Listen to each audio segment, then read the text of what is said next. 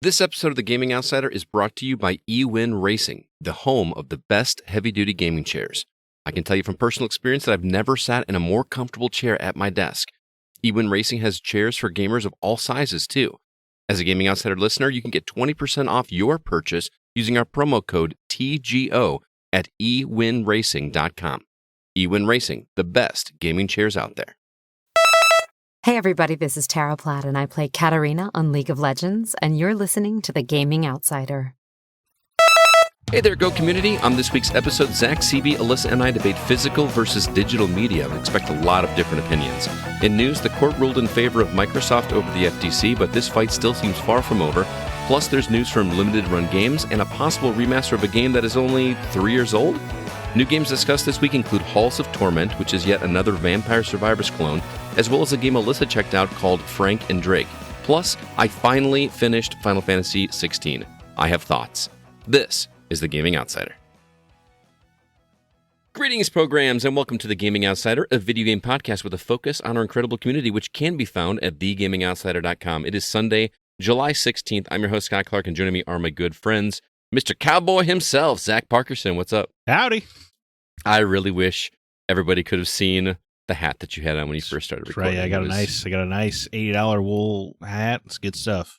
It looks outstanding. I know this is an audio podcast, but it looks really, really solid on you. You're really leaning into this whole Western thing quite a bit, aren't you? You know, it's like I finally found myself. You know what I mean? It's the real me here. Yeah. Also joining us, my good buddy, Mr. Chris Behrensmeyer. What's up, man? Hello, friend. How you doing, man? I'm alive. I'm here.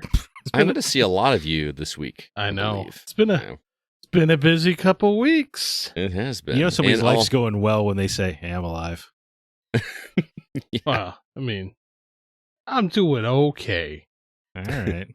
And lastly, the ever lovely Miss Alyssa White. How are you doing, Alyssa?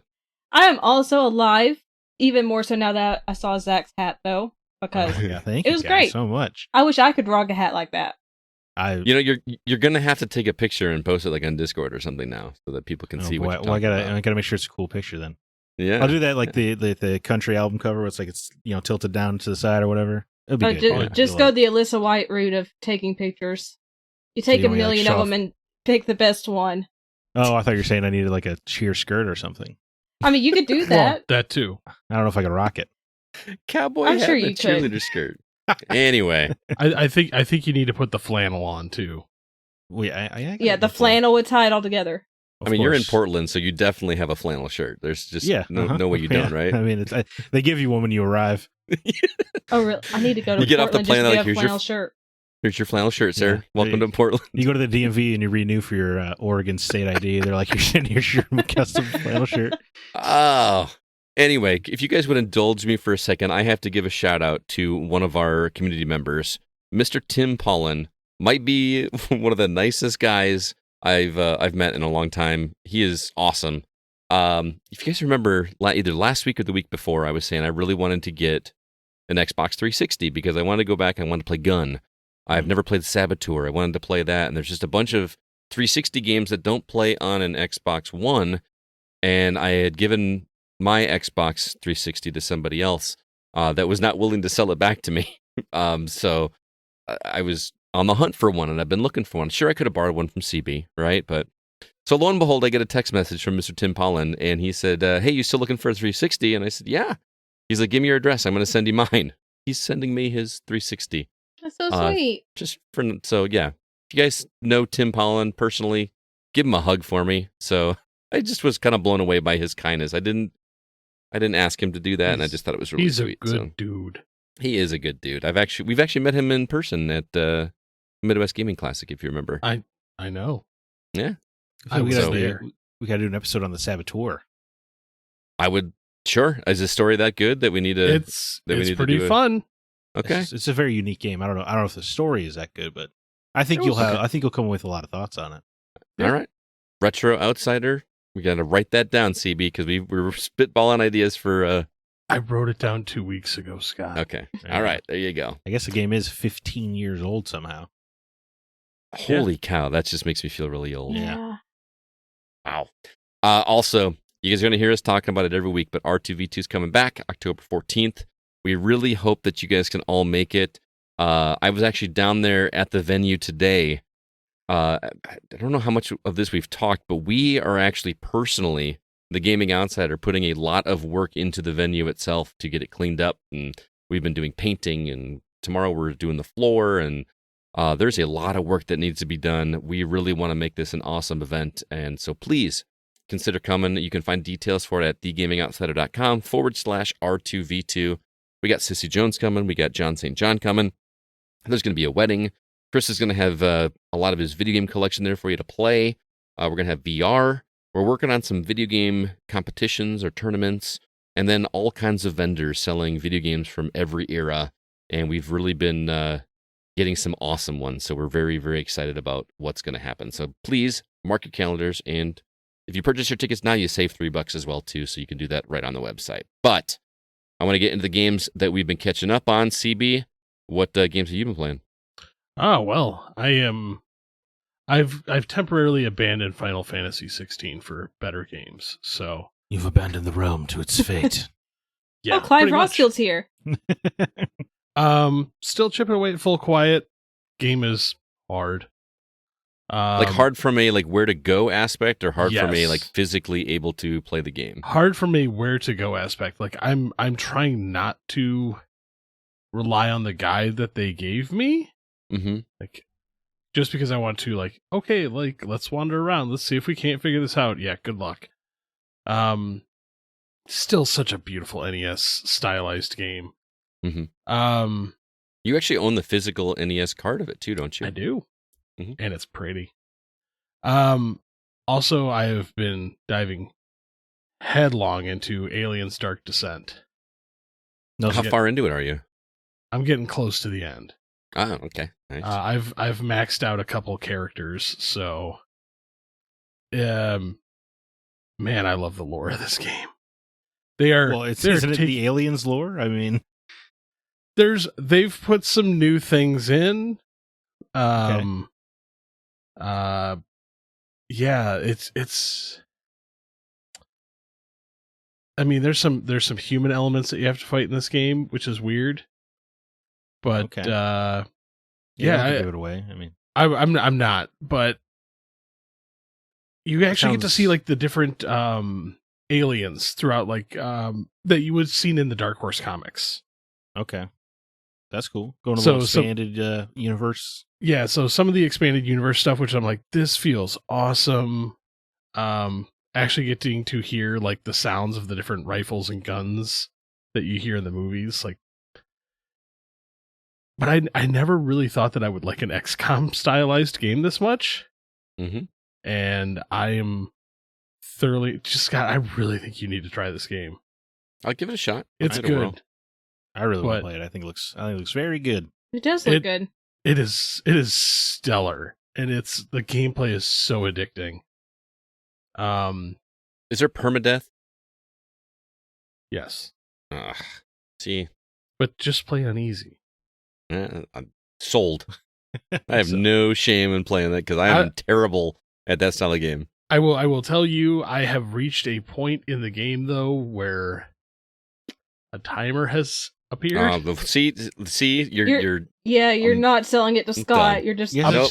just lie to him. Tell him that's not there.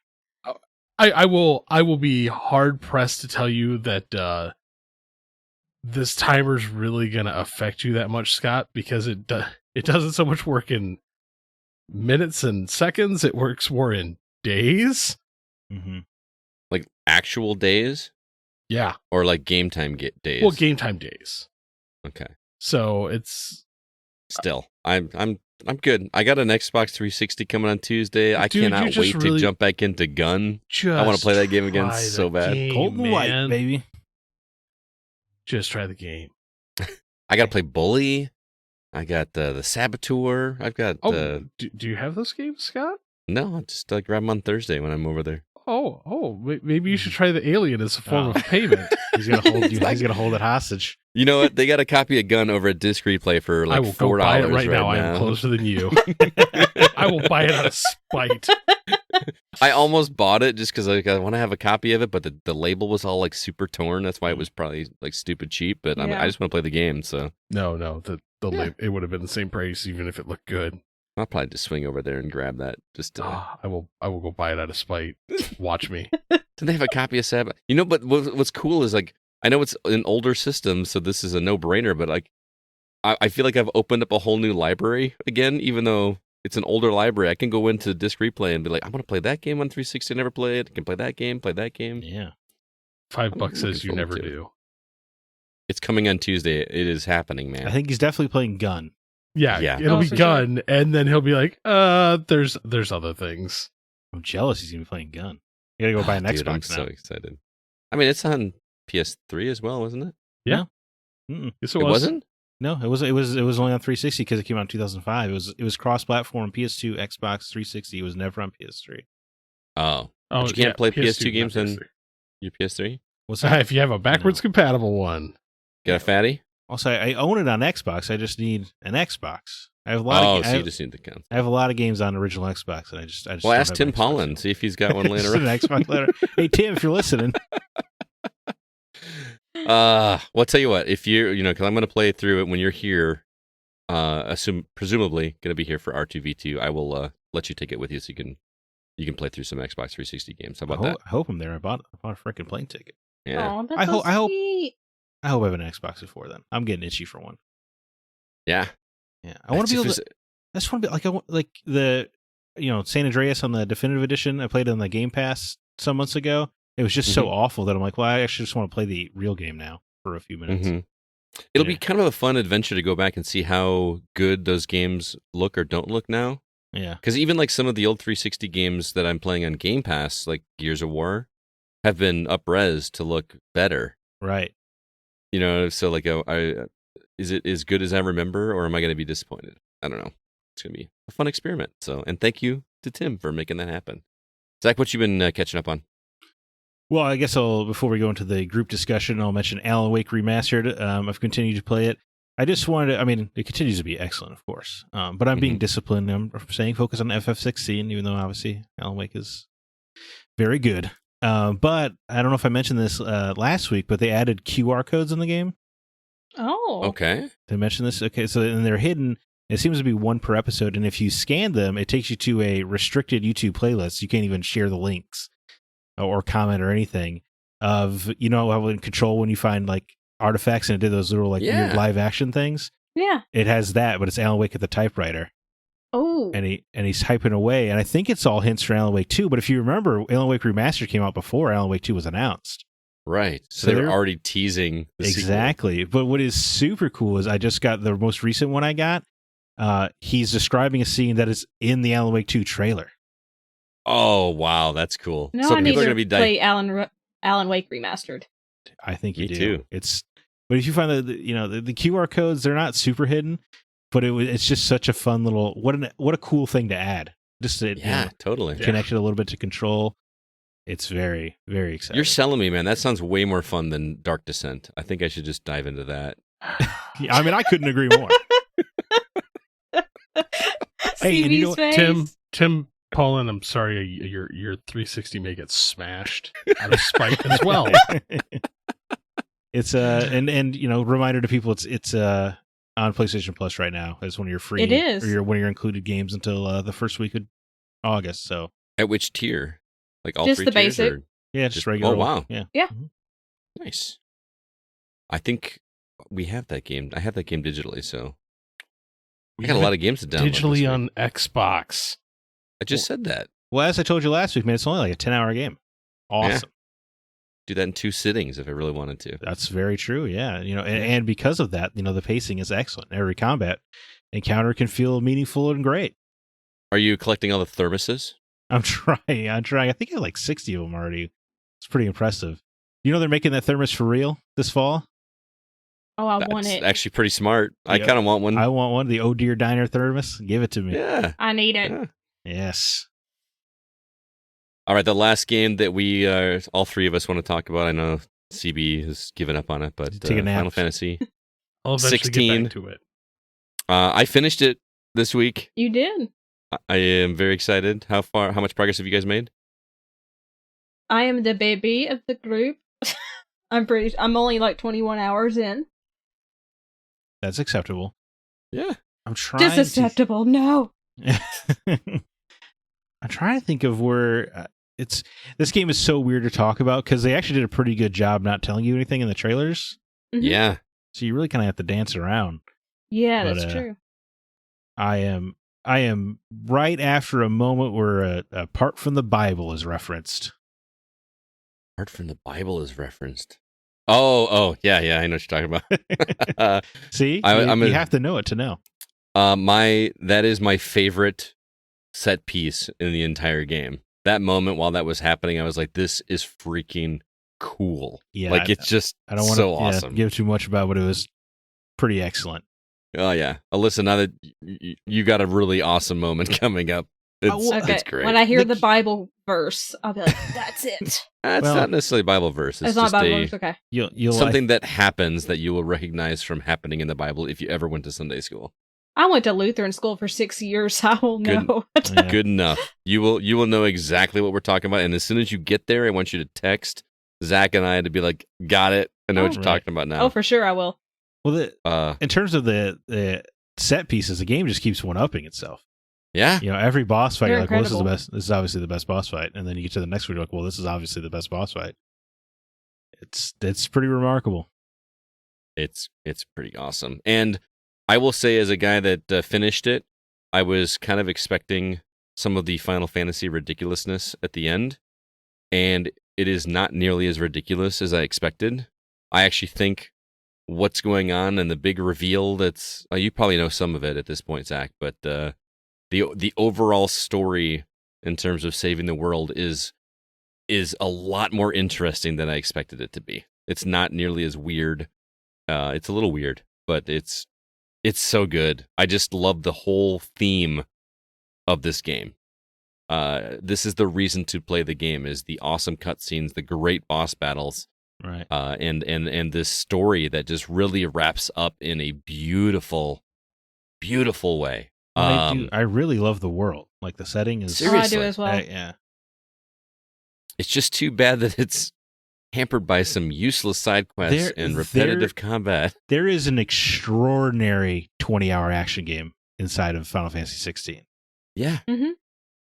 But it is constantly in its own way. It's like they're like, we can't call this a Final Fantasy game unless it takes at least 40 hours to finish. Yes, which is nuts, because you could beat some of those PS1 ones in less time than that.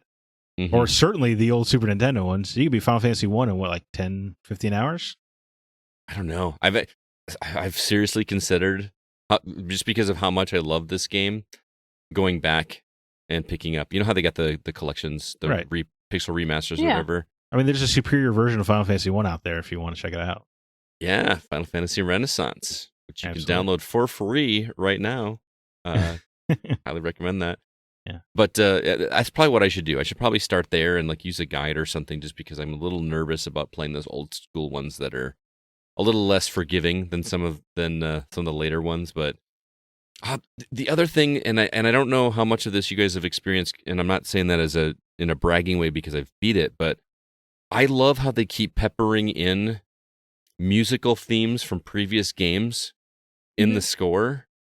It just works so well, and it's just a reminder that you're playing a Final Fantasy game outside of the lack of typical RPG stuff like we talked about at the time. Right. Well, that's the thing. Like, anybody could argue this is not an RPG, but I don't think anybody could argue this isn't a Final Fantasy game.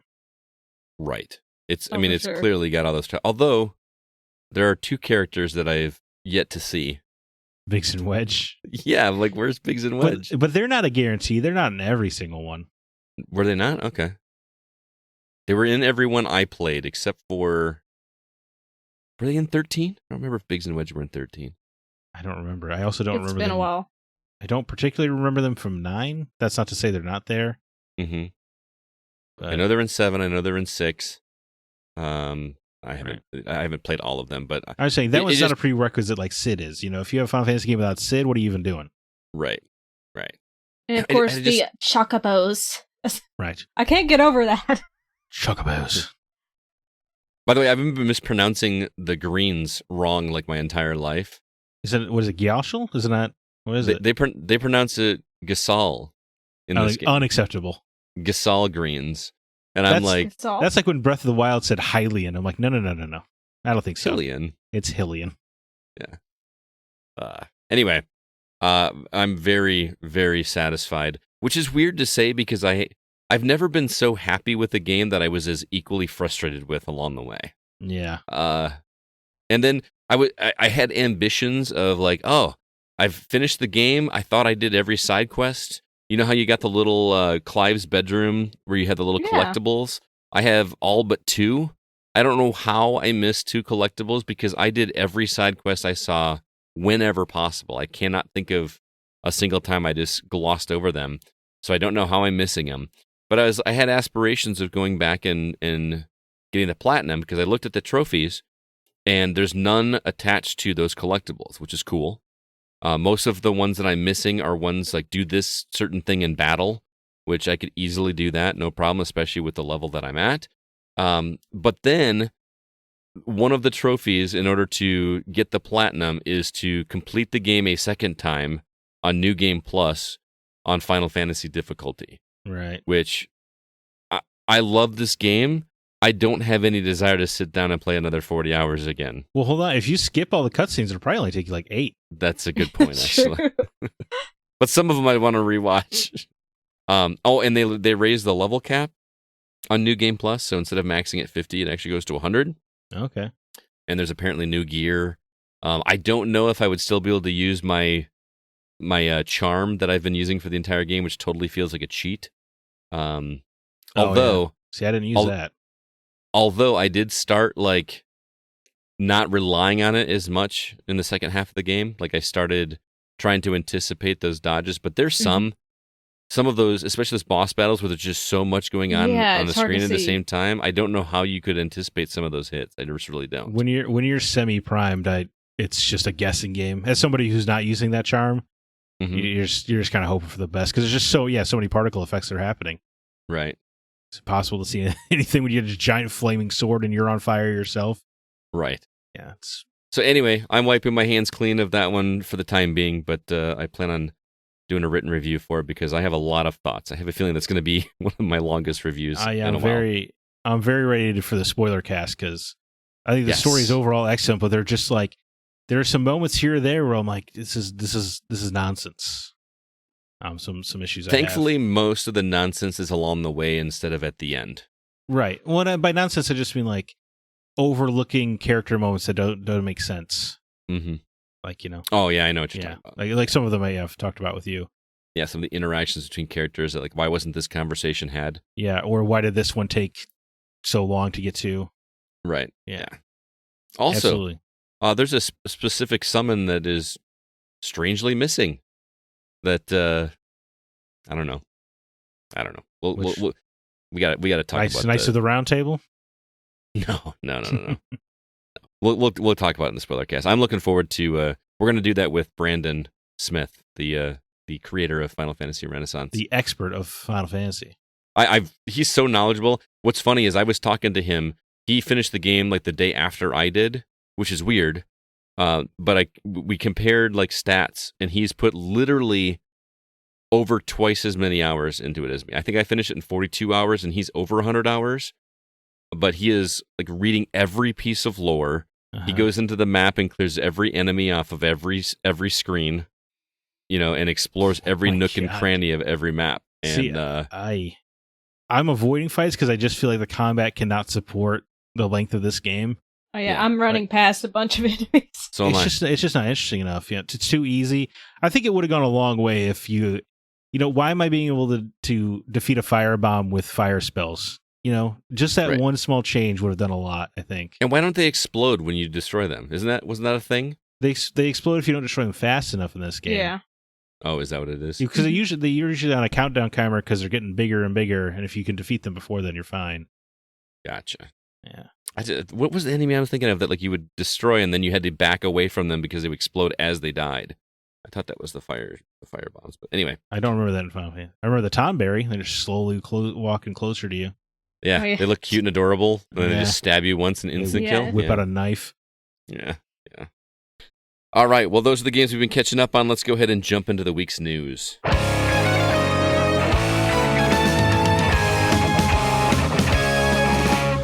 Lots of interesting things happening this week. I guess stuff finally happened with Microsoft, so we can let other things happen in the news. But first off, we got a trailer for a game called, is it Rataton or Ratapon? I can't read it. Yes, It is a Rataton. It is a spiritual successor to Patapon, if you guys remember that game from the PSP. Yep. Kickstarter for that starts on July 31st. Limited Run Games had a showcase this week with lots of reveals. Also, the big news of the week, the court ruled in favor of Microsoft against the FTC. I have a feeling we'll talk about that. Also, Major Nelson, also known as Larry Erb from Xbox, is leaving the company after over 20 years there. And there is rumors of a re-release of Last of Us Part 2 that could possibly coming on the way. Alyssa, would you kick things off and let us know what story you'd like to talk about? Sure. First off, Major Nelson leaving Xbox, which is huge. Mm-hmm. It's like he's been a part of it for forever. Larry, is it Erb? Erb, yep. I've heard Herb. Larry Erb, also known as Major Nelson, has been with Microsoft for 22 years, with his latest role being the Senior Director of Corporate Communications. He started with Xbox in 2003. He announced on Twitter that he plans to take a step back and work on the next chapter. No word on what that chapter might be. He's a big proponent of community within Xbox, and even PlayStation saluted him on Twitter. Which I thought was kind of a classy move on PlayStation's part. So, I guess we know Jim Ryan's not in control of the Twitter account. I don't remember I don't remember a time before Major Nelson. I don't either. In my mind, he's just always been there. I know not some of our community on social media was I don't even recognize the name, never heard of him. I follow him on Twitter, and he's one of the two handles that I actually follow with a notification, just because I like to keep up on Xbox stuff. But just seems like a genuinely nice guy. Honestly, I wanted his job for the longest time. I was like, I want to be Larry Erb. I want to do PR but he's also just so positive. I never heard him really speak too negatively. Just everything was just upbeat, and he loved community. Do you remember when he was doing those? What was that game on Xbox? 1 versus 100? Oh, yeah. Oh, yeah. Remember that? Wasn't he actually emceeing that? When you'd go into those games, it was actually him? Right, live on the episode. Yeah. Man, I miss 1 versus 100. How fun was that? It was too early. They got to bring it. You could bring it back, and I think it could be a hit now. I could. That could be his swan song. Come back and do 1 versus 100 for a season. Cool. I love doing the video game trivia ones. It's just, you could just clean up. Yeah. Yeah. What a great concept that was.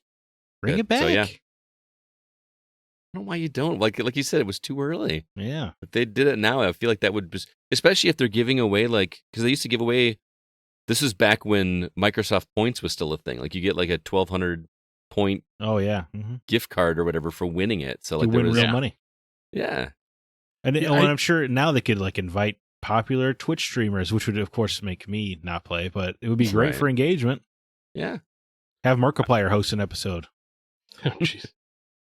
I will say I have noticed over the past couple years he hasn't been as prevalent front and center. How so? You mean all the press events have been online. Well, I know, but even before then I remember him popping up at some of those press things online. Mm-hmm. But it does definitely seem to be more the Phil Spencer and Todd Howard show. So. I get what you mean, and also I think it's just a growing aspect of, Shuhei Yoshida used to be kind of a face of PlayStation as well, and he's been quiet. I think these companies learned that they want people to care more about the brand than the people. Yeah. Yeah. I don't know, man. I think that's a mistake. I mean, I agree with you, but I think that's what they want. I really think Larry Erb is responsible for a lot of the reason that there is an Xbox community. And I don't mean that I'm not talking about just general success of Xbox, just the community aspect. He brought people together, and he loved, incorporating that kind of camaraderie between Xbox fans, and he never crapped on PlayStation. He never crapped on Nintendo. I even saw a tweet today where Reggie gave him a shout out, and it was just this sweet comment on Twitter, like, always really liked running into you at events, and we're gonna. I can't remember the words that he said, but it's just so cool. These companies or these. He's not with Nintendo anymore, right? Yeah. Reggie's retired, but just it's nice to see that some of these higher up people are real people too. I just really like. Oh, that, yeah. So. I mean, props. 22 years. sad to see him go. He's a legend. I He agree. was indeed. I agree. Zach, let's move on to you. What story would you like to speak on? I would love to talk about this limited run games showcase.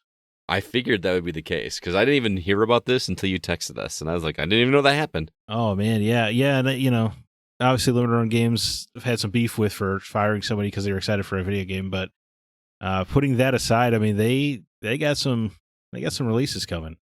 Mm-hmm. And then when you place your order, you're not going to see the game till like 2 years, but If you're lucky. if you're lucky.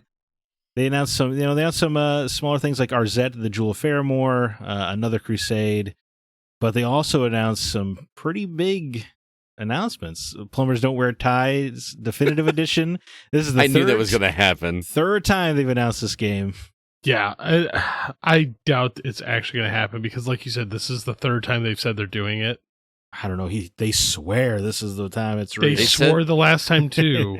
They said September though. They actually gave That's true. a window. But this is a cool thing because they interviewed the actress from it, and they got the angry video game nerd who obviously helped blow this game up. It's it's fun seeing this kind of documentary style take on it. And then I will not be playing it again. No, Maybe there'll be new footage. probably. Is there going to be the code? You punch in the code on the Switch version? Oh, there better be. What does the code do? It was supposed to be for Remove nudity, some but, clothing items. Okay.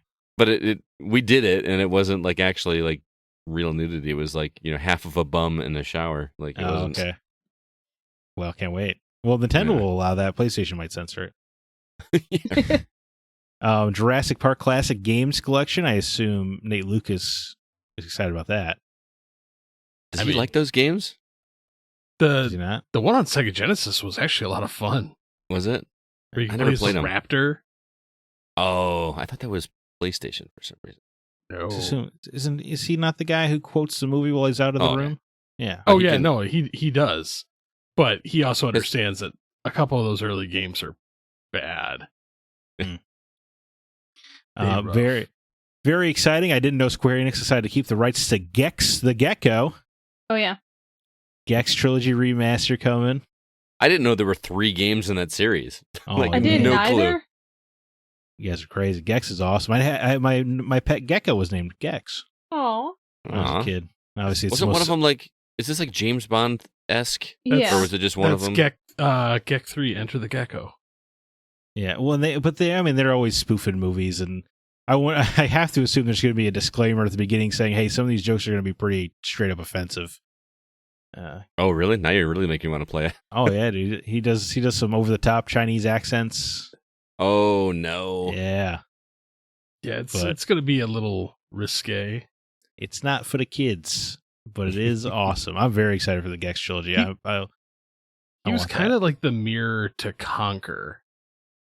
Yeah, it's not bad. Yeah, it's like a teen Conquer. Yeah. Okay. Then Clock Tower is coming out in English for the very first time. That's pretty cool. Wait, it wasn't in English on the PlayStation? Not the first one. I don't think ever came out in the West.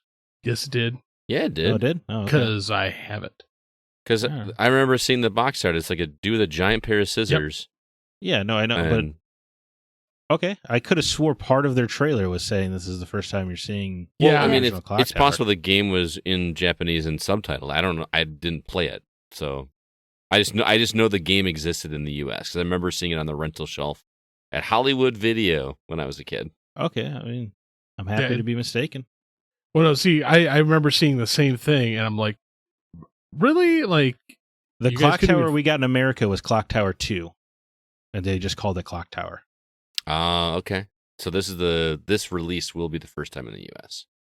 Yes, That is makes what it's- sense.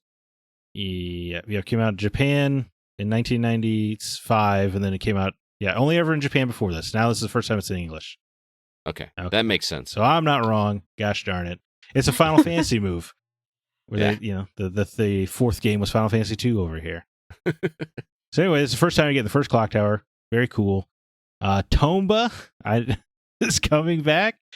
That's ridiculous. I don't even. I haven't never played it, but I remember seeing the box art. Exactly. I feel like I played the demo. Right. And then I think they announced this the day before at the Indies at Xbox showcase. But I'm very excited for the making of Karateka coming to all major platforms. It's going to have 4 different versions of Karateka. This is the first of Digital Eclipse's Gold Master series, which is they're making interactive documentaries. But Luna Run's handling the physical release. I'm very excited. This is Jordan Mechner's first game before Prince of Persia. This game is very cool. It's exciting. They have 4 different versions of it.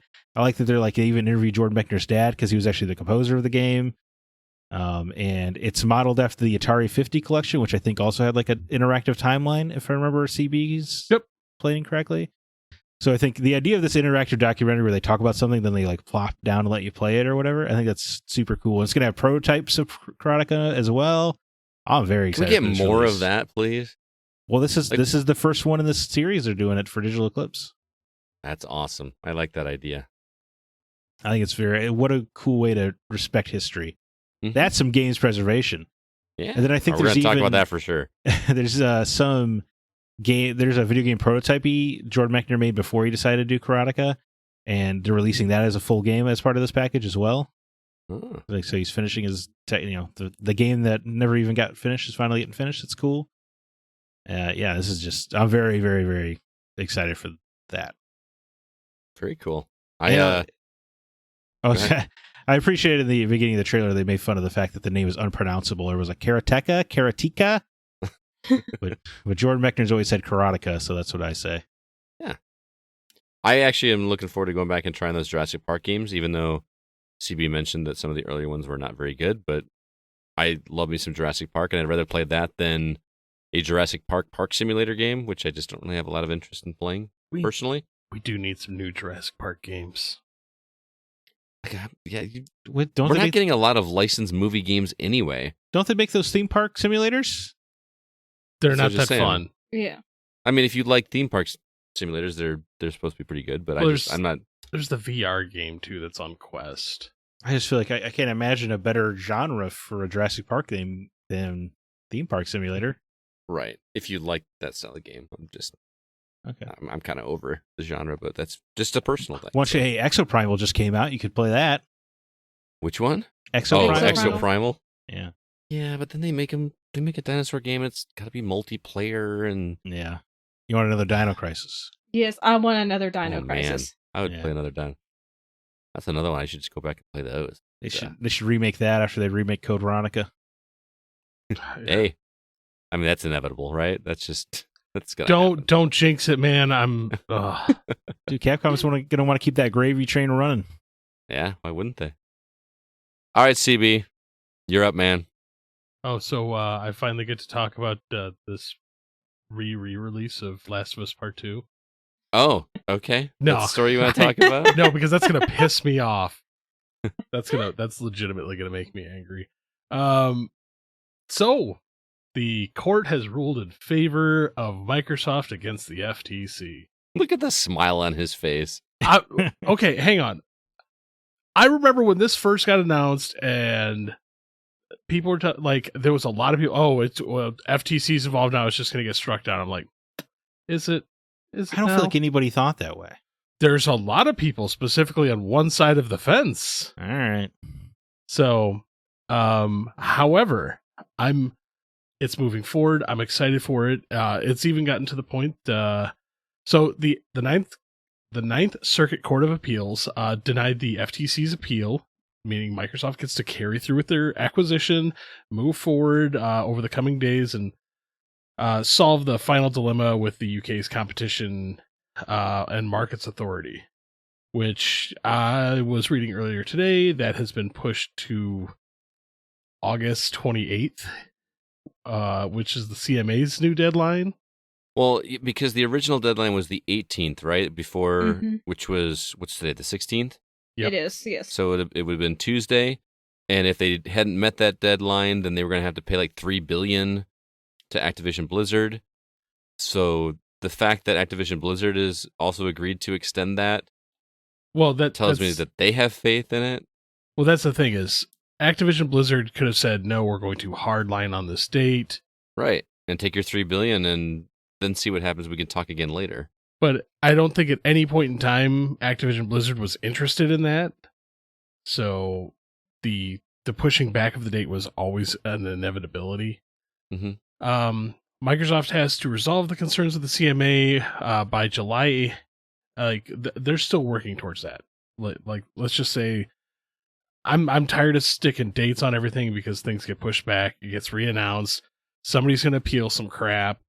But at this point in time, a lot of online speculation has already said that if the CMA goes ahead and decides to hold fast on theirs, Microsoft will just be like, fine, certain services will not be available in the UK. Yeah, that's the thing holding them back. But they could play that game. Just, we'll do everything everywhere else. We'll have these products in the UK, but whatever the CMA is not letting us do in the UK, we'll just not do it. So, and then today, was it today that Phil Spencer tweeted out that Sony signed the agreement to make Call of Duty available on PlayStation for at least 10 years? The unacceptable agreement? Yeah. Yeah, so watching Jim Ryan eat crow is pretty Jim awesome. crying. Jim crying. So obviously this is going to be what everybody's talking about for like the next week or so. But I want to ask you guys, because I genuinely don't know the answer to this question, and I'm trying not to be a Xbox fanboy with all this, but I know that there's a lot of polarizing opinions on this whole thing. And Zack, I know that you have mentioned in the past that you were against acquisitions like this, companies acquiring each other. And I want to kind of like have an open discussion about that, because me as a video game fan, the idea of a lot of these series that I enjoy and would like to be able to enjoy in the future being on Game Pass sounds like a win for me. So can you kind of explain why this is a negative thing in your eyes?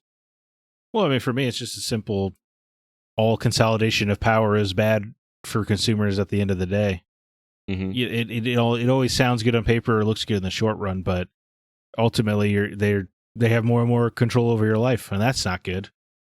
It's like if you go to the grocery store, you're really only buying from 5 brands.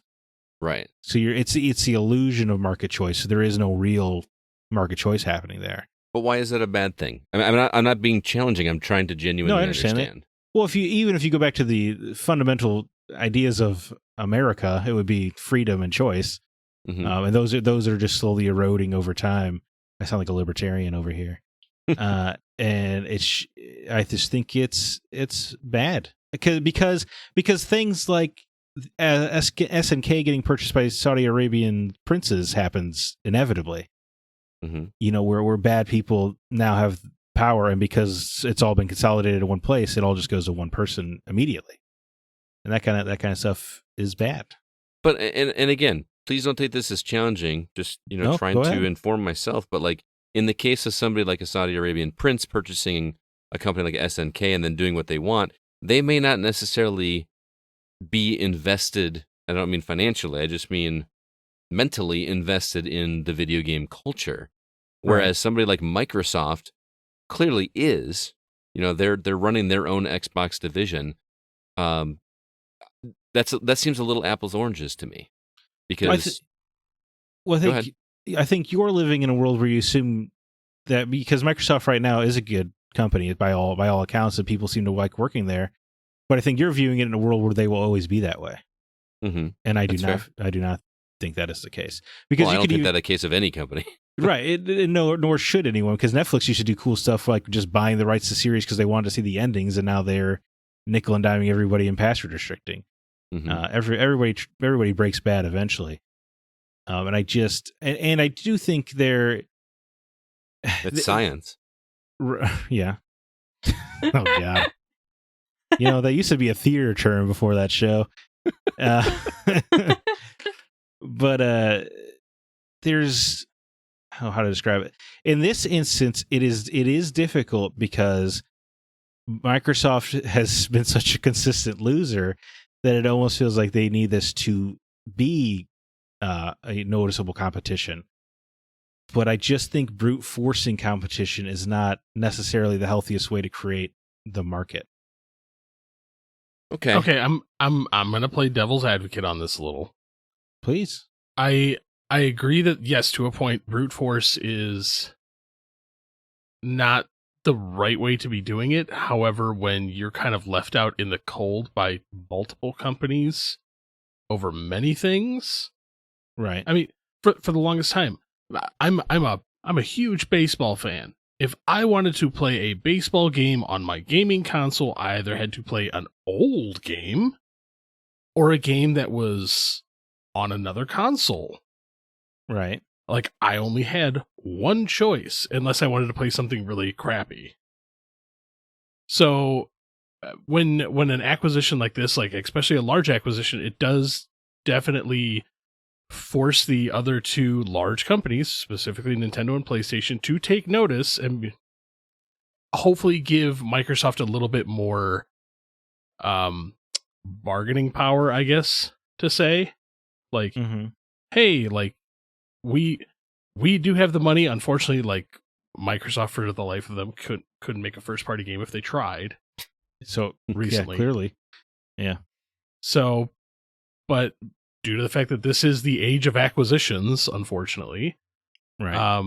They came out on top on this one, and it does give them significant bargaining power over, like, hey, how about you share some Marvel games with us for once? Right. Because although Marvel went to Xbox first, if you remember that. I do, and they made a poor choice on that one. But they sure did. The fact the poorest that, like, choice, in fact. The only ones I got was a craptacular Avengers game and a pretty good Guardians of the Galaxy game. Mm-hmm. But, like, coming up, like Spider-Man 2, Wolverine, can't play those on an Xbox. Right, and that sucks, right? But isn't it also going to suck for people that they can't play Crash Bandicoot on PlayStation anymore? I agree, but at the time, Microsoft can't be like, hey, we want to see some games on here. We'll allow Crash Bandicoot on your system. Right. You're right. That could be a bargaining chip. Absolutely. Whereas, like, now we're like, hey, like, we want to work together. Like, you guys make your stuff. You guys can sell your stuff on our system. You guys still make money. And we'll sell our stuff on your system, but we want to make the money. So whereas, like, Call of Duty now, like, Microsoft's like, cool, you buy Call of Duty, we make money. People are still using your system. Genuinely, would it have been in Microsoft's best interest to keep Call of Duty on Xbox? No, of course but not. there's like the article just came out the other day. The speculative market for Starfield on PlayStation was 10 million copies. Mm-hmm. That is a significant chunk of change. Well, and that's theoretical at the end of the day, whereas Call of Duty is pretty hard science. Like, you're going to sell, you don't want to lose those 30, 40 million copies or whatever the hell it is. Well, I mean, I think 10 million was underselling Starfield. Also, but also in their favor, I think Starfield's going to make people buy Xboxes. Mm-hmm. Yeah. And Game Passes. That's why at the end of the day, I understand exclusives, and I also understand, like you said, CB, it's the age of acquisition, so this is just inevitable and realistic. I just think you look at things like the ever-growing poverty gap and wealth gap, and, like, the reason is because the few people on top, when these acquisitions happen, get richer, and there's less money for everybody else. But that's... I will say that's the end point of capitalism. That's just how, like, that's the design of it. There's no escaping it. But it's unfortunate to see. It is still scary long term to stare at the fact that, like, Microsoft has all this stuff. Like, the deal for Call of Duty is for 10 years. At that point in time, they can be like, hey, let's renegotiate the terms. But the fact that all these games are going to be PS7, right? Yeah.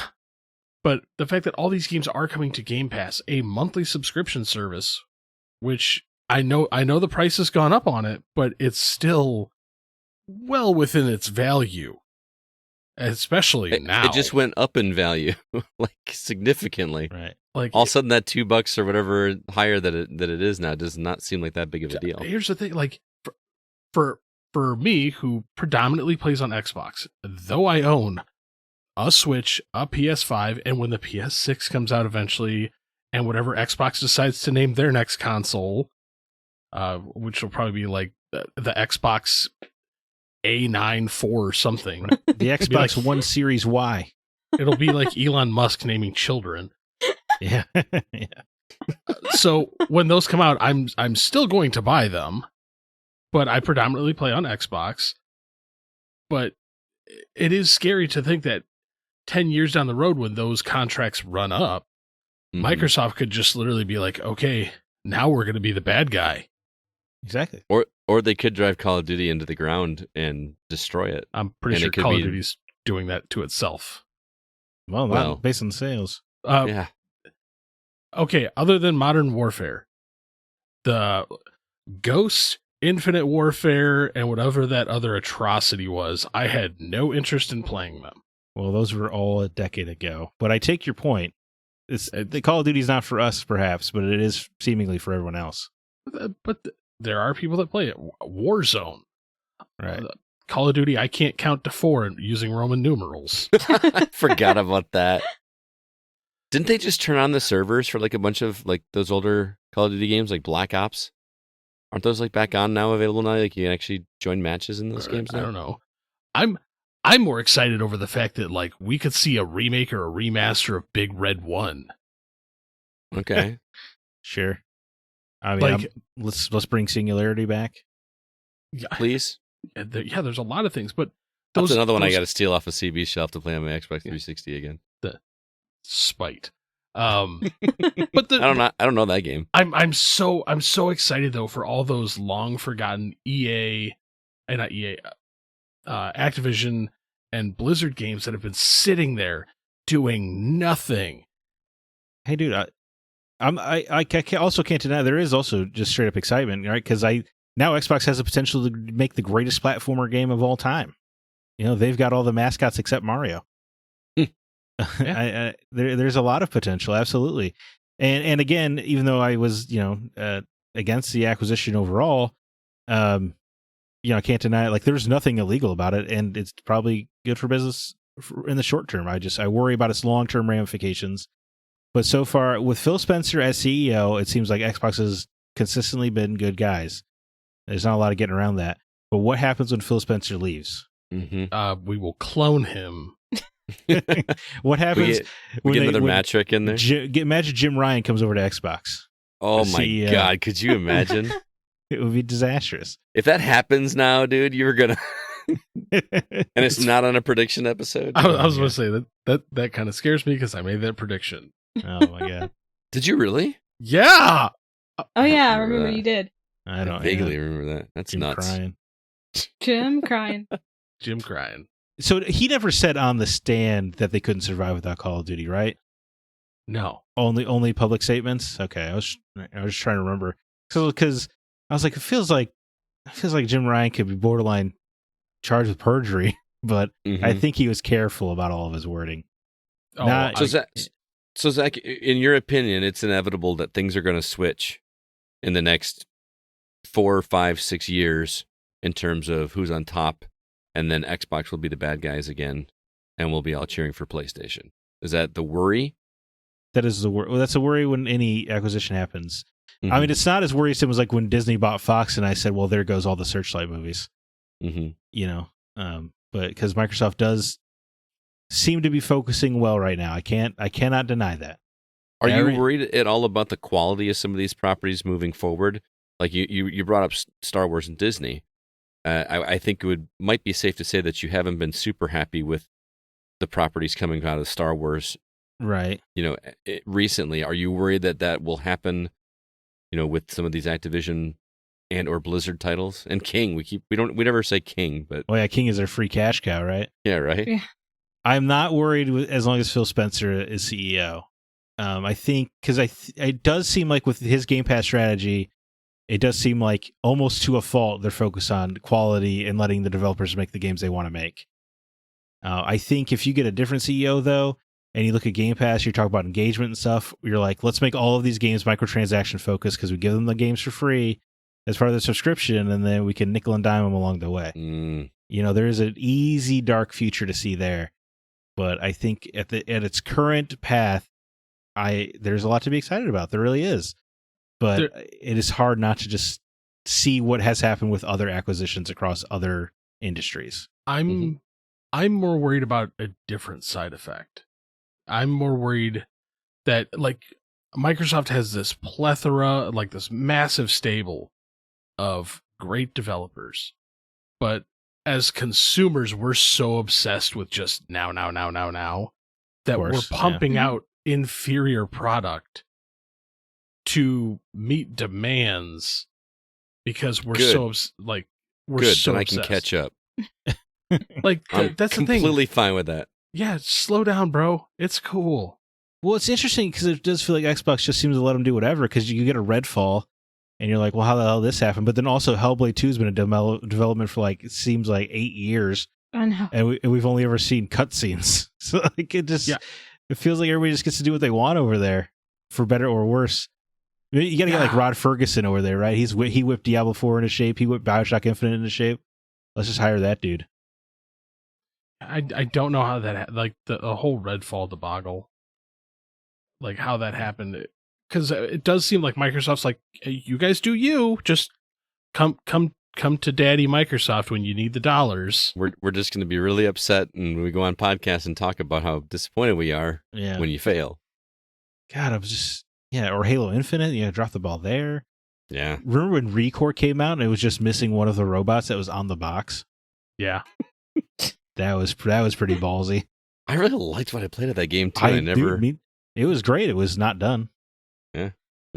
Alyssa, do you have any thoughts on this one? I don't have business savvy. I think legitimately the benchmark though is going to be Starfield. Benchmark in terms of quality of game, or well, no, because that's like the first real, like, other than Redfall, that's the first really big game that's come out of like a lot of these acquisitions. Like an absolute monster of a game. What pressure is on Starfield right now? Yeah, dude, I said I don't think any game's ever had more pressure on it. It's just it's got to deliver, because if it doesn't, I genuinely worry. I love the fact though, I saw the article yesterday that people are already review bombing it, and I'm like, oh, because it's not on PlayStation. Well, because it's not on PlayStation, and I'm like, yeah, because of that. But I'm like, the game's not even out yet. Yeah. Well, you just have to ignore that stuff, man. I know, but I hate the Metacritic format. Like, I think it's stupid. I mean, there's a critic score and there's a user score, and I don't think user scores should be open until the game is out. Exactly. I don't understand why that's a thing. Either. At least it's slightly less useless than Rotten Tomatoes. That's true. All right, real quick, I'm just going to mention it shortly here. Is that a word, shortly? Last of Us Part 2, do you guys think it needs a remaster? Or God, stop. Re-release? Stop. Just shut your mouth, walk away. Naughty Dog, stop doing stupid things. So the composer, Gustavo Santaola, mentioned in an interview, quote, "In the new editions, you can make me play certain themes, and, well, I can't tell you anything else." So basically, he hinted that there's going to be another edition of Now, the article that I read made it sound like it could be one of two things. It could be just a port going to PC, because we all know how well that went with the remaster of Last of Us. Or it could just be a new version adding accessibility options, because we know how big on accessibility Naughty Dog has become in the last 5 years. So that could be a thing, but I don't think this is going to be a retouching of graphics or rebuilding from the ground up. This will just be you could probably just give, in essence, this is DLC, right? If it's that. Hey, Naughty Dog, how about just make a new game? Yeah. They're working on something. We don't know what it is yet, but they are working on something. Well, we know one of them's Last of Us Factions. That thing you predicted with the Oh no, not Last of Us Factions. The Uncharted game that you predicted. Well, they're not making that. Yeah. I do think it is the PS5 PC version he's talking about. It'll probably be remastered in some way. It'll look all prettied up, PS5ified. They did the same thing with Last of Us 1 from PS3 to PS4. Just makes sense. Realistically, it should be a free upgrade, as most publishers would do, or at least a $10 upgrade fee. But I'm sure Sony will charge you $70 for a new version of Last of Us Part 2. I'm sure. Yeah. And people will pay it. Yeah, hand over fist. Especially with the success of the series. Which, by the way, did you hear the series got nominated for like 13 or 14? Yeah. I can't remember the number. Emmys? It did, yeah. Like, holy cow. I thought it was 25 Emmys, wasn't it? Was it 25? I thought it was only, and like Succession was the only one with more, at like 27.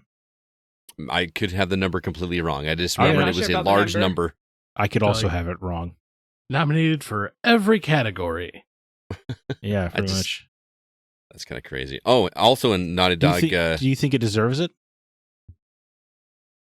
Personally, I don't watch as much TV as I do movies.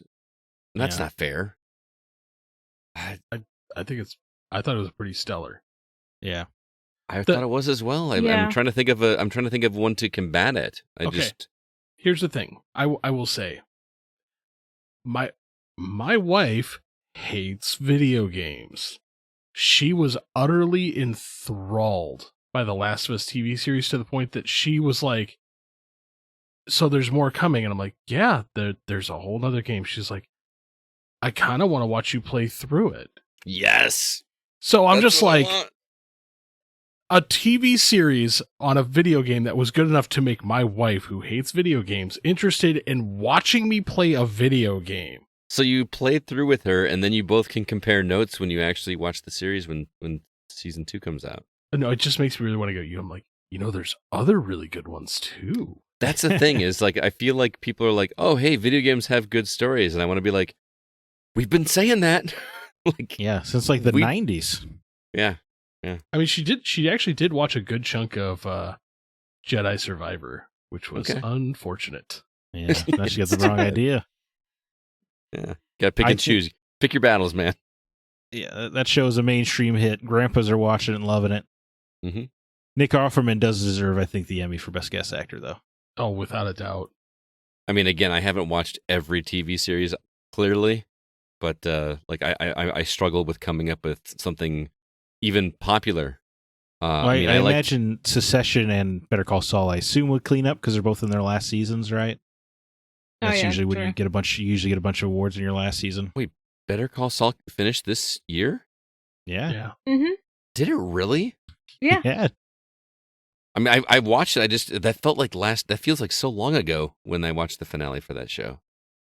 Maybe because I was watching it on Netflix, to get caught up. Yeah. And just happened to coincide with it, but yeah. I can't remember if the last episode aired in 2022 or not, but it's definitely in this cycle of Emmy nominations. Absolutely. I mean, I feel like Ted Lasso's probably going to be in there. It's nominated for the comedy section. Shrinking. It's got some nominations. Was Severance this year or was that last year? I did not see Severance in the nominations. Okay. I mean, I'm clearly biased. Being a video game fan, I want something from the medium that I am so much in love with to be successful and to be able to kind of show people like, look, you like this story? Guess what? That was a video game first. You want applause from the normies? Not necessarily applause. It's just I want to bring them into the fold and be like, come try out some of these stories with me. Try this and see that it's not just shooting space aliens from the bottom of a screen and racking up points. There's a lot more to video games than... I take offense. Yeah, you would. See, and I'm more of the mind of like, well, their loss. Yeah, that's my viewpoint. See, too. I'm more like I want to enjoy this with more people. I mean, obviously, I have the three of you. We get to talk about this every week. But the larger that community gets, and we can make this thing even bigger and better, I want to enjoy it with more people. So, but that's all also me being a little naive, probably. Also with Naughty Dog, Evan Wells is stepping down as co-president of the studio. which means that Neil Druckmann is going to be the only president of the company. That's not going to happen right away, though. It's happening like later this year. So I don't know if that really means anything in terms of what's going to happen with that kind of stuff. I think Naughty Dog's in capable hands. He's kind of the face of Naughty Dog at this point, isn't he? Yes. Yeah. So I'd For say better, so, or yeah. for better or worse. Yeah. yeah. So let's just go ahead and move on real quickly. I want to mention our Patreon. If you guys would like to help contribute to the show, head to patreon.com/thegocast. CB, what are some current episodes that people can check out over on our site? Oh, well, we have our Jedi Survivor spoiler cast, where we talk about a game. So you'll just have to listen more in depth to see how we really feel about it. All right. We also have our trade-off episode of Robotrek and Grandia 2. Funny story. My wife took a picture of me when we were on vacation on the cruise, sitting at the pool with me playing my Switch. It is not a flattering picture of me if you want to see it really funny. I'm sitting there with my Switch like on my belly and my hand in my hair while I'm reading text in Grandia. So I mean, the last picture you sent us wasn't exactly flattering either. that's true. My hair's getting long. I was going for the Joshua look this week, apparently. Yeah. Time to shave it. Join the club, bud. Right? As far as upcoming episodes, though, Desert Island Games featuring Marina Ryan from Quest Markers, Final Fantasy 16 spoiler cast with Scott, Zack, and our resident Final Fantasy expert, Mr. Brandon Smith. Yes. And apparently we're going to do a Saboteur episode if I ever get around to playing that game. So I have a laundry list of things. yes. So We'll get to it. All right. Again, if any of those sound interesting, head over to patreon.com/thegocast. Your subscription helps us to keep the Go alive. And anything that we don't pay ourselves. I can't say that enough. We do not put money in our own pockets. We use it to pay for the services for the show. And then we purchase games to review and then give them away to the community. Anything left over, which usually doesn't happen, goes towards R2V2 and making that convention as good as possible. So again, patreon.com/GoCast. We do appreciate your help. With that, let's go ahead and jump into the new games that we've been playing.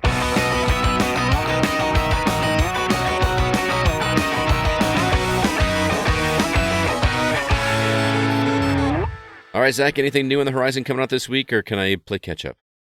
Well, I guess, that's up to you, man. But Pikmin 4 comes to Switch July 21st. That's a, next big Nintendo entry.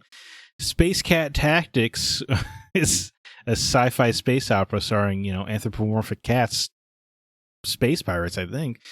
Coming to PC July 24th. Spectre, not the James Bond movie, comes to PC July 24th. Mr. Run and Jump, platformer that kind of looks like Super Meat Boy, coming to PS5, PS4, Xbox Series consoles, Xbox One, Switch, and PC July 25th. This Way Madness Lies, the latest JRPG-styled game from Zeboid Games, creator of Cthulhu Saves the World, comes to Switch July 25th. Remnant 2, that's the sequel to Remnant from the Ashes, comes to PS5, Xbox Series consoles, PC July 25th. Ratchet & Clank Rift Apart hopes to be a little bit better than the last PlayStation port, coming to PC July 25th. Double Dragon Gaiden Rise of the Dragons has the audacity to use the same word twice in the title. Comes to PS5, PS4, Xbox Series consoles, Xbox One, Switch, and PC July 27th. This one surprised me. Return to Monkey Island is coming to iOS and Android July 27th. That is the most recent Monkey Island game from Ron Gilbert.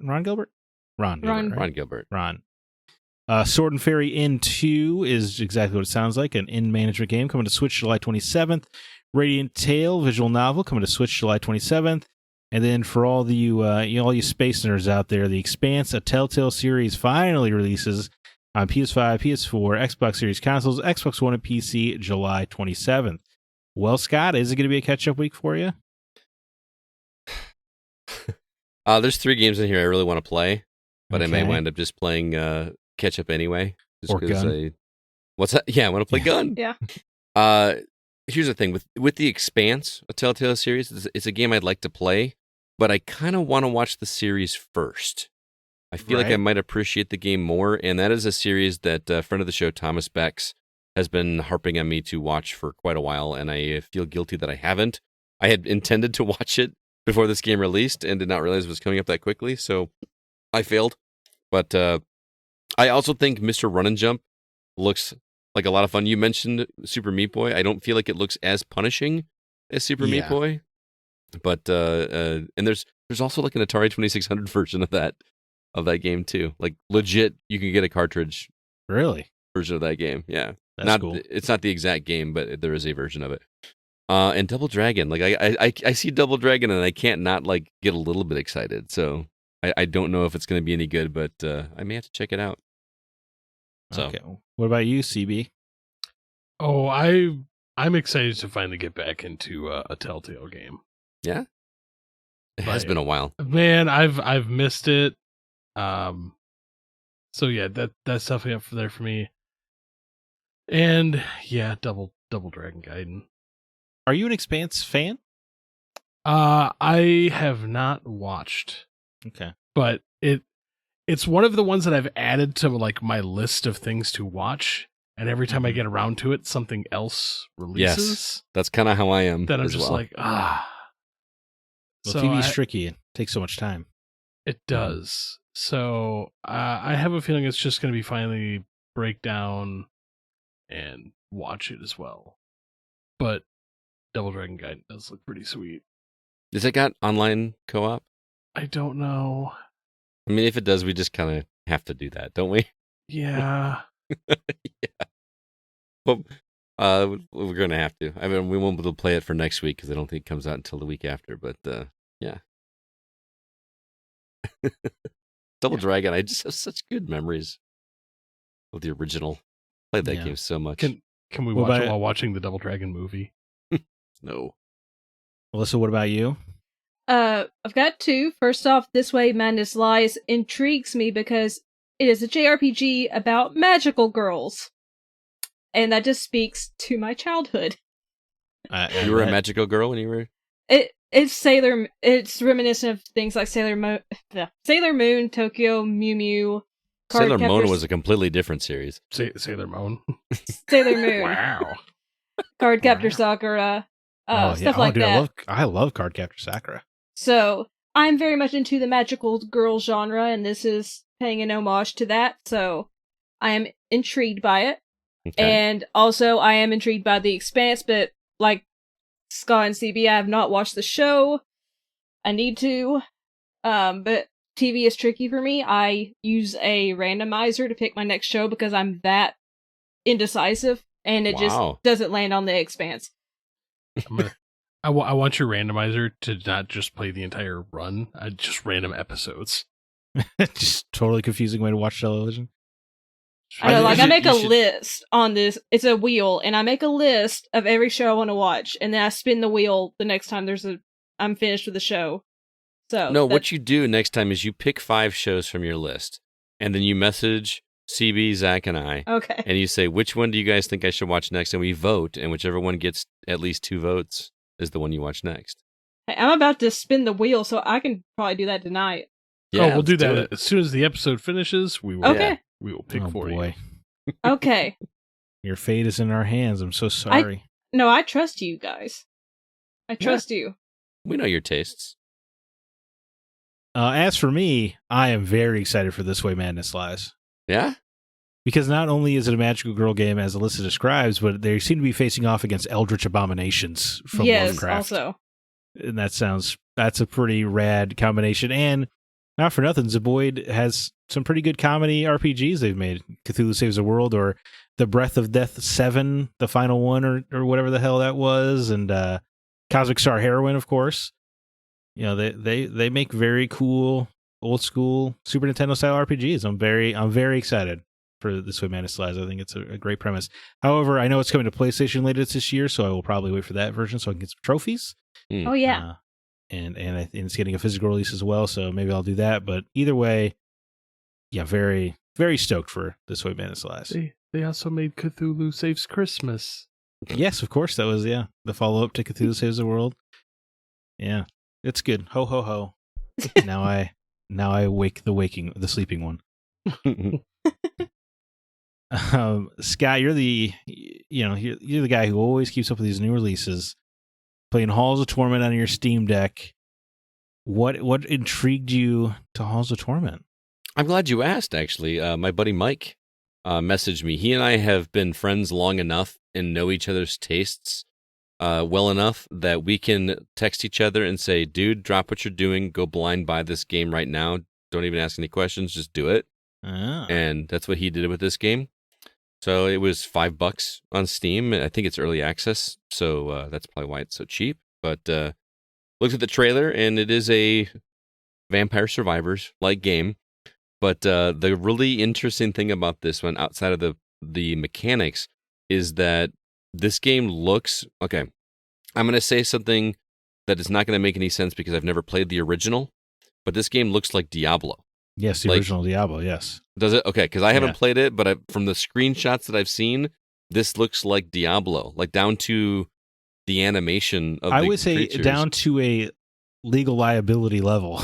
Yeah, like even your health is in like a globe. At least that's how it was in 3 and 4. Did they do that in the original 2 Diablos? Yeah. Mm-hmm.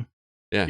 The UI looks strikingly similar. Yeah, it looks concerningly similar, man. Yeah. Because I pulled it up and I'm like, what game am I looking at? And I'm like, yeah, when I watched the trailer originally, I was like, did he accidentally link to Diablo? Yeah. And it clearly is intentional. And that's kind of the draw for everybody. It's like if Vampire Survivors and Diablo had a baby. And if that's not enough to sell you on it, I've got some good news in terms of what they're doing differently. But I will say, when I started up this game, I did my first 2 runs and I did not like it. I was like, what is making this game so special? I don't get it. I remember feeling that way about Vampire Survivors. Oh, me too. That's what I was just gonna say, and it definitely picks up as you go. This game has way more layers to it than I was expecting, just like with Vampire Survivors, but this is in a much different way. First off, the isometric view is very welcome. I did not think I was gonna like that. I like that the creatures are actually animated and walking towards you instead of just hovering towards you like they do in Vampire Survivors. You're actually seeing walking animations. That's kind of cool. The thing that I really dig is the progression. I mean, it takes a good 2 or 3 runs to really feel like you're doing anything, because that's how these games are designed, right? You start out and you feel worthless and you don't feel like you make much progress, but you actually are making a little bit of progress. And I am really enjoying the level of progression. So you start out as a single character, which is just your typical warrior with a melee weapon. I've unlocked 2 additional characters. One is an archer and one is an exterminator, which is a class I've never seen in any video game before. The exterminator has basically this thing strapped on his back, and he has what basically amounts to a flamethrower, which is awesome. That's just like his main weapon is a flamethrower. So much like in Vampire Survivors, there are different points on the map. Obviously, you're collecting blue gems after you defeat enemies. But guys, not only does this game look like Diablo, but some of the sounds are very much Diablo. Like when you replenish your health, it makes that bloop, bloop, bloop noise, like like you're drinking a potion or whatever. Is there a guy who just says, "Stay a while and listen"? No, but there is voice acting in this game, because you will come across characters that you like rescue in the dungeons, and then when they come back to the dungeon, they'll have a conversation with you, and it's suspect voice acting, I will say. Yeah. But it's just, do they say, "What is this? Some kind of Diablo?" that would be great. But so the things that they do different, I mean, collecting blue gems to upgrade. And they're going to be typical upgrades. And I have not come across anything like evolutions, but it's, increase your attack, your attack by 10%, or this typical stuff that you hate, Zack, right? But then you get extra different types of attacks. Like you'll find these scrolls on the map that will give you, instead of your main attack, you now have a magic attack. Like, stop me if you've heard this one. 3 orbs that go in a circle around you. Lightning bolts that randomly attack. It's very, very similar. But at the same time, it feels different. I don't know how to explain that. But so that's all very, very much the same. And again, I'm only about 6 or 7 runs in, and I feel like I still have not unpeeled all the layers of this onion yet, because some of the stuff that I've come across, I'm like, that's a really clever way to do it. For one, they do the Diablo thing, and there is loot in this game.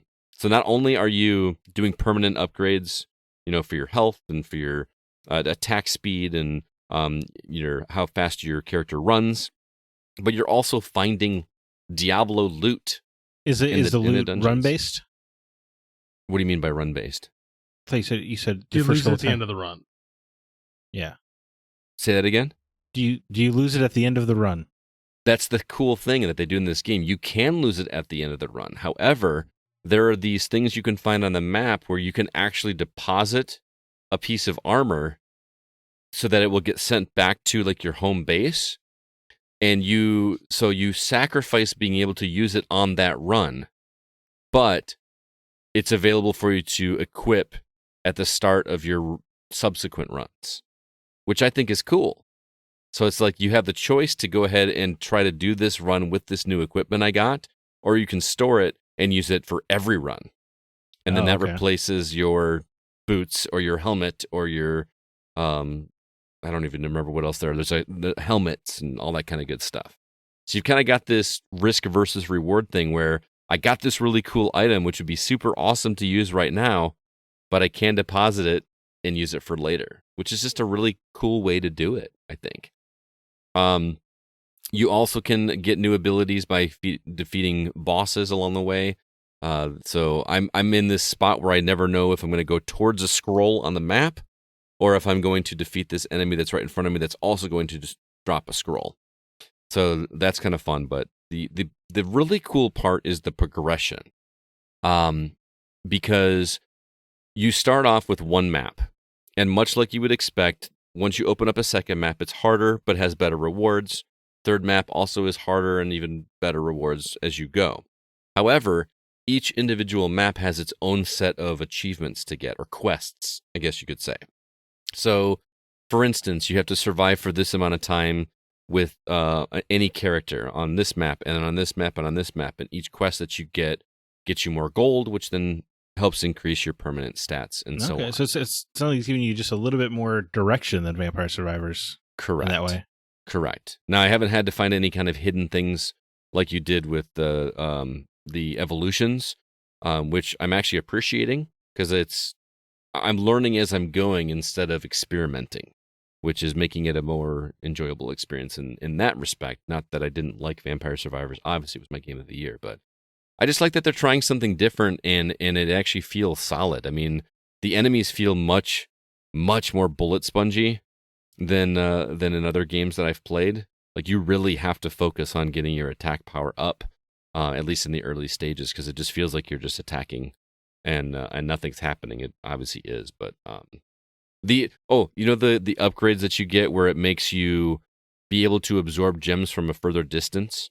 You know what I mean? Yeah. Mm-hmm. Yeah. Each one you get increases it by 40%. And I got one where I had like 4 of those on one run, so I feel like I'm gathering it like from off of the map screen. You know what I mean? So, anyway, bottom line, Halls of Torment, much different than many other Vampire Survivor clones that I've played in the past. I feel like this one is actually scratching multiple itches at the same time. For $5, give it a shot. I really hope this one comes to consoles. I don't know how it plays with the mouse and keyboard. I would imagine you can just use a Bluetooth controller. But if you like Vampire Survivors, this is the first one I've played since then that I have no problem recommending you to check out. They're doing enough different. I haven't had anything mind-blowing happen like those moments in Vampire Survivors that we've all talked about. But it's definitely worth looking, and I'm playing it on Steam Deck, and it works perfectly there. So, highly recommend Halls of Torment. Very cool. All right. Well, Alyssa, Mm-hmm. you've discovered a new game that harkens back to a favorite type of animation style of mine, rotoscoping. Yes. With this game called Frank and Drake, which, looking at the game trailer, I'm like, oh, okay, it looks like an interesting narrative. So kind of fill me in what's going on, because I'm kind of confused by some of these shots of the trailer. Okay, so the kind of game it is, it's not a visual novel or anything by that means. I wouldn't say it's a point-and-click adventure, but it has those game mechanics. Okay. But you play as Frank and Drake. You play as Frank during the day, Drake at night. There is a story reason for this. And they're reluctant new roommates. They're just kind of thrown together, and they never see each other, never really interact with each other besides post-it notes they leave each other. And they're both going through things and trying to discover who they are, why certain things are sticking with them negatively, and you slowly piece the story together. Like, it's not given to you just straight out the gate. You have to go through the days, find different story elements that are hidden in the environment or through puzzles, and then you start to piece things together once the characters at the end of the day write in their journals. It's a very interesting narrative. I love the rotoscoping. It's stunning. There also is a dog that, if anything happens to this dog, I'm going to be so upset. It's a one-eyed dog in a little doggy wheelchair named Underdog. I will die for boy. Underdog. Can you pet the dog? You can't just go up and pet it, but there is a certain instance where the game had me pet him very thoroughly. And I'm like, thank you for at least including this. Okay. As long as we can pet the dog. Yes, you can pet the dog. But the game really relies on you making choices. So you choose to, say, go to your job or go to the library to do research. And then that other route gets blocked off, so it's encouraging you to replay the game because that changes how your story unfolds. And it also changes the relationship between Frank and Drake, because you can be very distant to each other, you can be friendly, you can be neutral, just whatever you choose to do. Even, I mean, you have no idea how it's going to affect the relationship, which, again, I appreciate because it's just not in your face. You really have to experience it. And then you're like, oh, crap, I negatively affected the relationship I didn't expect to. Or, oh, positive effect. Drake will remember that.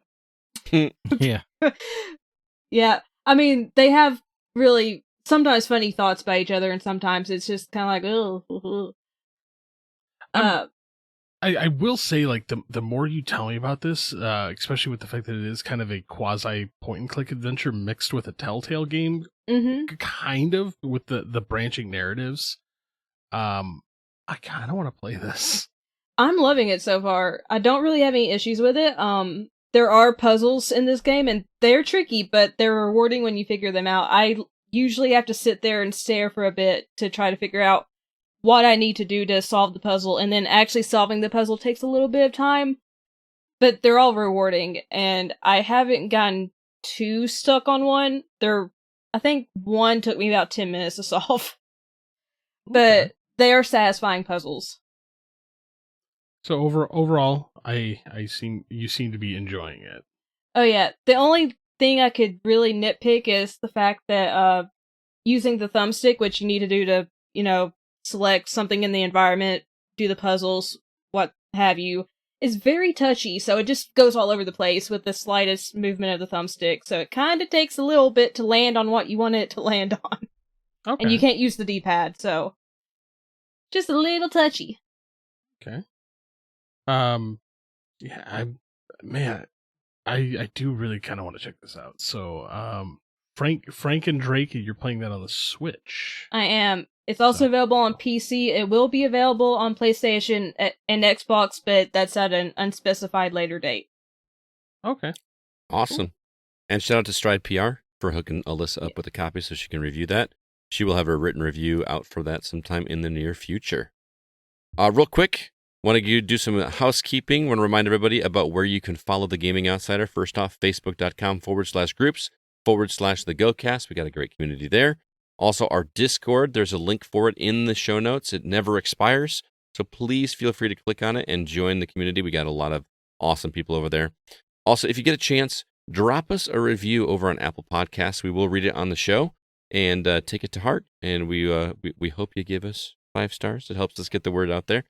Lastly, our website, thegamingoutsider.com, where you can listen to every episode we've ever recorded and also see our written content. Hopefully, you will see my written review for Final Fantasy 16 this week.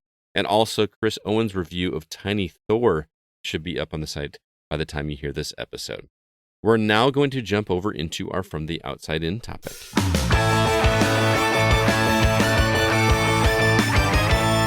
This week, we've selected another topic inspired by one of our community members' suggestion. Here is the comment from Darren Allen, and we kind of tweaked his suggestion a little bit. He says, I wonder if Forza Horizon 5 and games like that, if they weren't on Game Pass, if I would have a hard time getting into an online race or match.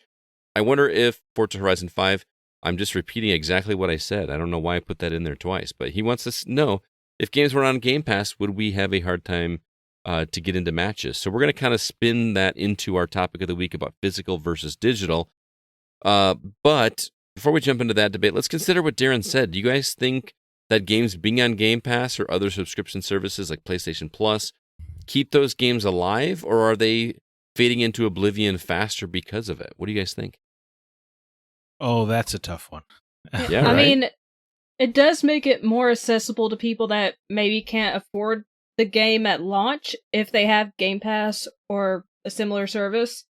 Mhm. But also, I mean, some of these games have, a fan base that's already prevalent. They're going to buy it however they want, and then some games are just pretty much dead on arrival. So, I think it does allow more accessibility, but also just the fact that some games are going to have the, trying to think of the word. Not really, the reputation they have, the following, the fan base, and then some games just aren't going to get the promotional, or they're not going to get promoted, Mhm. and they're just going to be dead. Interesting. Yeah, and I think, for some games like Rocket League, right, it would not be the cultural phenomenon it was without it having been free on PlayStation Plus at launch. That's true. Mm-hmm. But I do think we talk all the time about Game Pass games that we find, through luck or the Gunk, where it's like, oh, that was a cool little 8-hour game. Mm-hmm. Yeah. But what are the dozen games that none of us notice? Right. That's true. That are probably on the service all the time. You need only look at something like Netflix, and you see all the stuff that gets buried there. It can fall. Now, video games are weird because it feels like 100 video games come out every week. So I don't really know what the solution is. So Well, also Forza Horizon 5 is a first-party title, right? Because isn't that It owned is, by? yes. Yeah. So that's Right, got a little bit more of an advantage. yeah. Well, you were talking about Game Pass in general, right? Not just the Yeah. big hitters. Mhm. But no, of course, I think Fallout 76 is a great example, right? Where Bethesda pretty openly was like, yeah, that game was on death's door before Game Pass, and now it's this huge hit. Mm-hmm. So I think removing the barriers absolutely helps. If you have a known IP like that, and you're taking kind of a dicey multiplayer approach to it, Game Pass, your key to success, baby.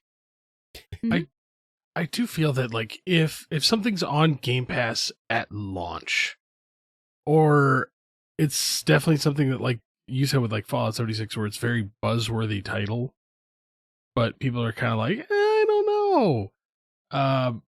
I do feel that it does grow. Like, honestly, if that Metal Gear Survive was on Game Pass, I probably would have given it a shot. Oh my god.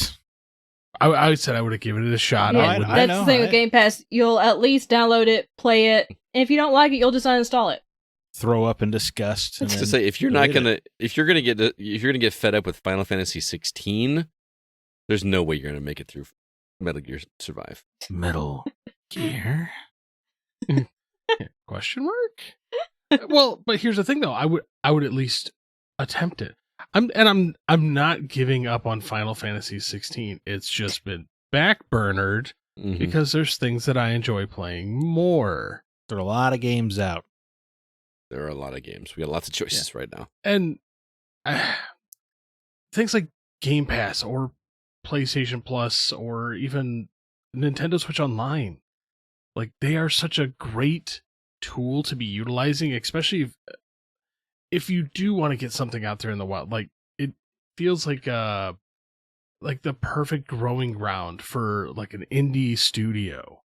But at the same time, don't you worry about that if a game goes on Game Pass that's not a first-party title? that there's a perception that it devalues the game? Like, oh, it's on Game Pass, so it's not going to be something that I have to play. No, because Microsoft does a really good job at marketing their Game Pass stuff. Do they? Yeah. If you know where to look. Well, that's not good marketing, then. That's not good marketing. Well, so, okay. If you pull up Game Pass, like right there at the top, it's like new things added. I check that every week. Mm-hmm. Or because they integrate it into the store, if you're scrolling through titles, at the very bottom, it will say like either a certain percentage off because of Game Pass or installable free on Game Pass. Right. But marketing by definition means that it's being That's a put in form front of of you marketing. when you aren't looking for it. Right? Good But if I'm marketing, sitting there yes. scrolling through the store to find something to buy and I'm like, oh, I can just play this on Game Pass. That is a form of marketing and it's right there. You're right. However, like Do you guys scroll through the store just looking for stuff to buy? that's what I I was just going don't. to say. I don't. I do sometimes. Like I'll sit there and scroll because I like to find those little games sometimes that are like $2-3 and just buy them. Scott can attest to this when you look at my Game Pass and my Xbox library, because those are the games that people have put out there that are available only only digitally. Like I can't buy these physically. Mm-hmm. And sometimes I like to give them a whirl because some of these newer studios that they're like, hey, we're just going to make a cheap little $5 game and see how it goes. And they have easy achievement points. Yes. Sometimes.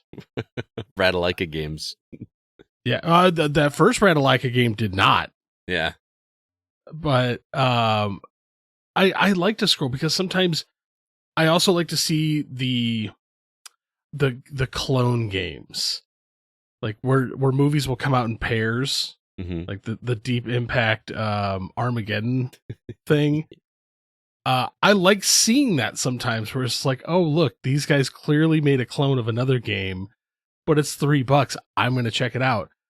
I'm more inclined if I see those kind of things pop up on Game Pass. Yeah, that's how I found First Fiction 16. I've never heard of First Fiction 16. That was It's on Xbox?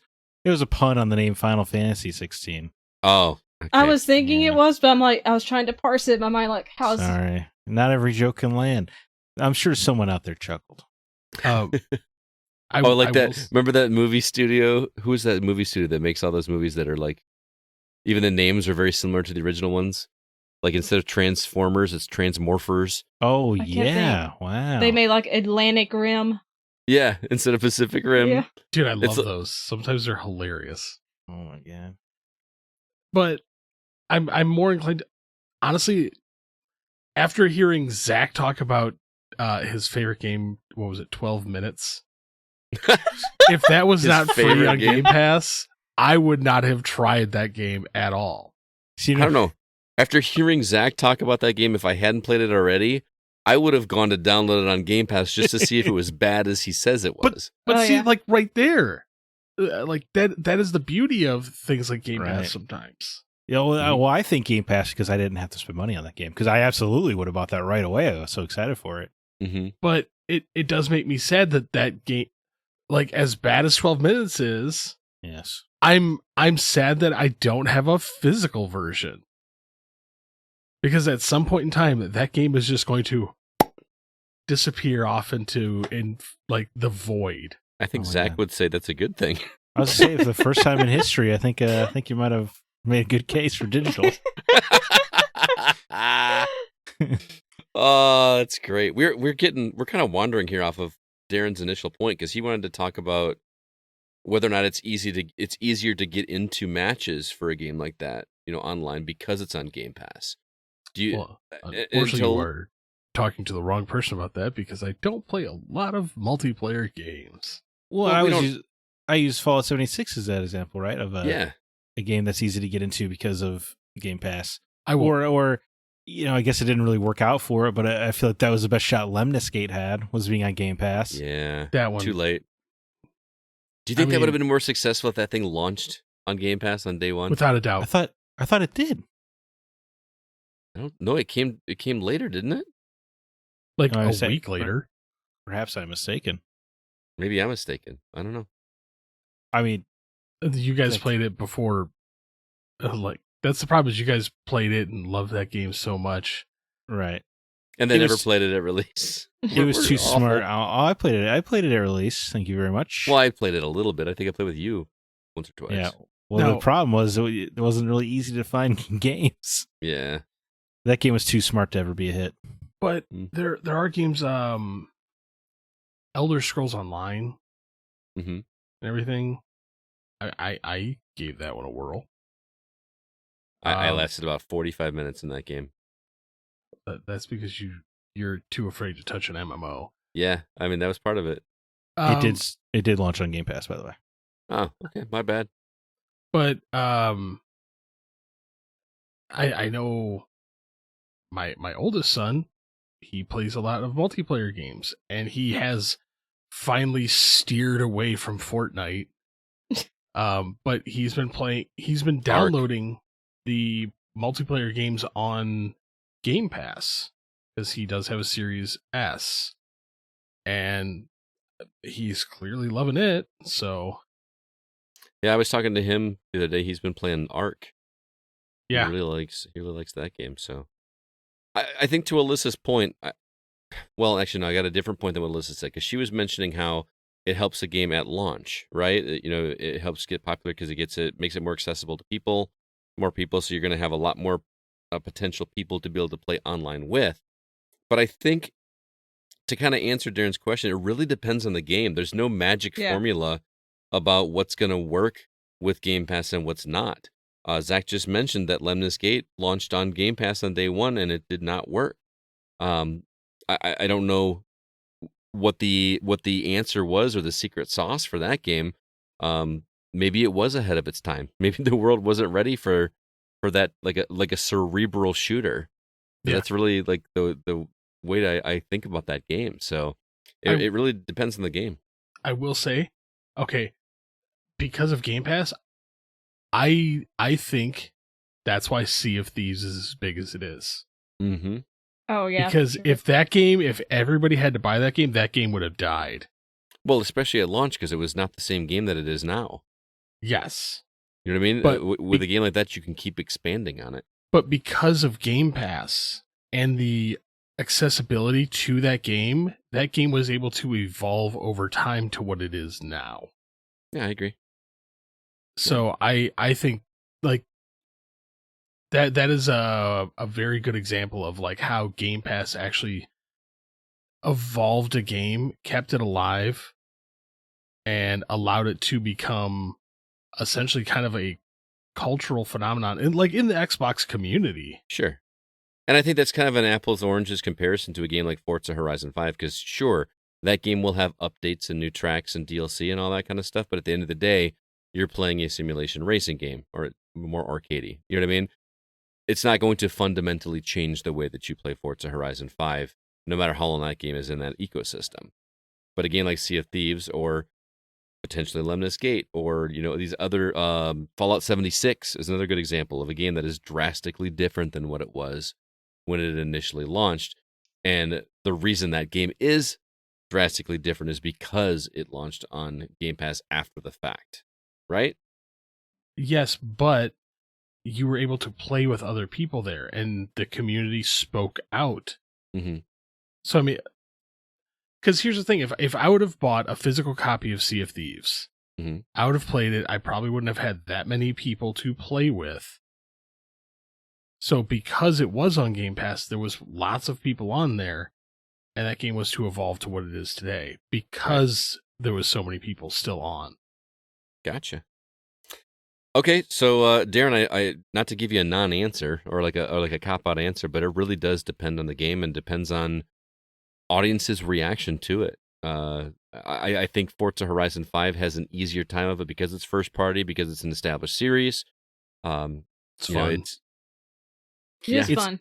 Word of mouth marketing is easier if the game's like Game Pass, I think, Yes. Yeah. or Mhm. PlayStation Plus. Very good.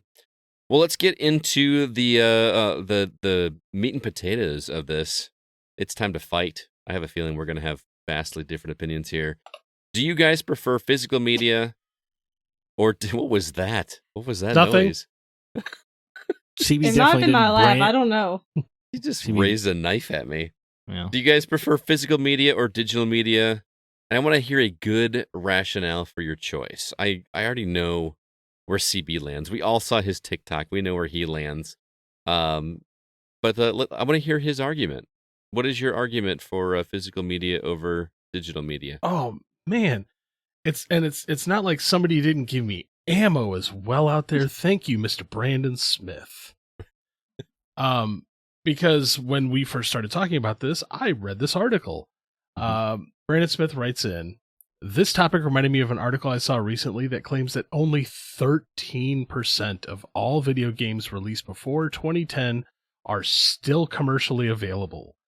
And he gave a link. So it's on our Facebook if you want to read this article. It's actually a fascinating article. Mm-hmm. I find that both sad and scary from a video game preservation standpoint. There are so many amazing works of art out there that are at risk being lost to time. For that reason, I lean in favor of physical media.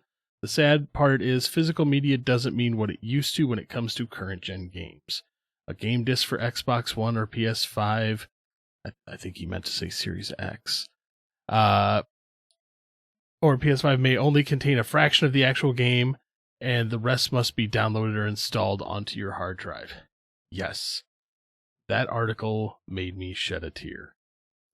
Because I can't remember the exact number, but it is an astronomical number of the amount of games that have been lost to time. I mean, anything from the 8-bit or 16-bit generation is not commercially available right now. Some of it is through Nintendo Switch Online. Some of the games are available for purchase on the Xbox Store, specifically games like Double Dragon, some of the Neo Geo games. Mm-hmm. So they are out there. But I know Zack and I are both very familiar with this. Panzer Dragoon Saga.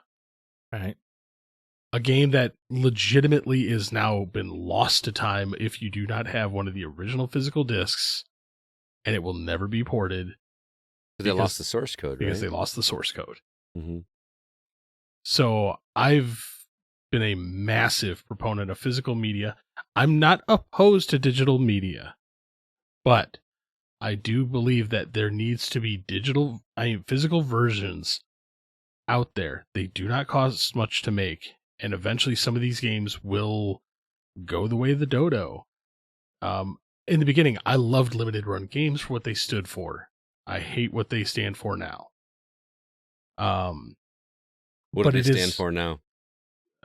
Lying to the consumer. Delays. Yeah. Well, I mean, there's only going to be 3,000 pressings of this game. We lied. Sorry, there was 10. Oh, sorry. Well, shouldn't that be good news, right? There's more physical copies preserved. But from a collector standpoint, I hate the fact that they like flat out lied about it. They're like, hey, spend extra money on this because we're only going to make so many of them. Ha, guess what? We lied. Right. Well, it's kind of like every Kickstarter project ever as well. Yeah. Which is why I don't kickstart many things anymore. Yeah. But I wish there was some way that a lot of these games, like just some company out there, please start making physical versions of these games. It's not like there's got to be somebody out there that wants to do it. Honest to God, I wish I had the money. I would start a company that just did that. Well, I mean, Limited Run's doing it, right? Bringing back Karateka, Gexa Gecko, Clock Tower. Yeah. I mean, I got a question. How, like, with all these, like, say you've got a game from yesteryear that is that the company who created it no longer exists. Somebody bought it. Somebody bought it. So somebody bought. I'm trying to think of a random Phalanx from Super Nintendo. Guarantee you somebody owns it. Was that Sunsoft? Or am I totally misremembering that? Anyway, so somebody owns the rights to that game. So if somebody wanted to do a video preservation thing like you're talking about, they would have to purchase the rights from that company. Or what if they don't exist? Like, I'm just like, logistically, how would that work? I mean, there have been cases of them trying to bring back game and people just don't know who owns it. But I think this is why we don't run into this problem with books, movies, or music because they're all part of the public library system. You can see, if there's a book out of print, you can guarantee some library somewhere in the country has a copy because the publishers are incentivized to provide copies to the public library system. I do not know why video game publishers have been so resistant to it. They always argue whenever it's been brought up legally that they would cut into their profits more so than any other industry. But I don't see how that's modern. I don't even see how that's impossible at all. I think that just seems like a straight up lie. I mean, we used to have them. They were called rental stores. Right, but even that's for profit. But a library is supposed to be for preservation and for free access to information. So I do not understand why isn't every Call of Duty in my local library? I've never considered that before. I will say, I do remember a long time ago when I was a wee young child, the Rockford Public Library did have some video game stuff. Yeah, you could find them occasionally, absolutely, but it is the games that are no longer commercially available because sad as it is, I don't think corporations have any obligation to keep their games commercially available if they're no longer relevant to the market. Books go out of print. TV shows go off the air, etc. But in all of those instances, you can still access it readily because you can even have your library request from another library a specific book if you want it. Mm-hmm. Have it sent over. But you just can't do that with video games, and it just does not seem right. Honestly, with like some of these games, I'm surprised companies just don't make it a clickable link somewhere on their website. Would you like a physical version of this? Because there's people out there like me that would be like, yes, I would buy. Right, you can buy. You could I remember the CW did a lot of the later seasons for shows. They were print on demand. Yeah, and they cost a little bit extra, but I don't understand why that's not an option either. Yeah, because I can tell you right now, if it was a print on demand type thing, companies like Limited Run would not exist. Why? Because they're the only ones doing it. Yeah. Your Alan Wake 2, right? They're using the very lousy excuse of we have to be digital only in order to keep our price point, which doesn't make any sense because Solstice I bought on a disc, and that game is going to sell way less than Alan Wake 2 has a chance to. But besides the point, why don't you just have an option on the website? I'll pay the extra $20 to get a disc printed. Yeah, actually, you know what? I'm surprised that Sony, Microsoft, and Nintendo, the people that sit there and your stuff's on our systems. You want to put your stuff on our system? Give us the option. We'll print the stuff for you. Right. And then be like, hey, random digital game that's only available digitally. Nintendo's like, hey, cool. Print. We made one here.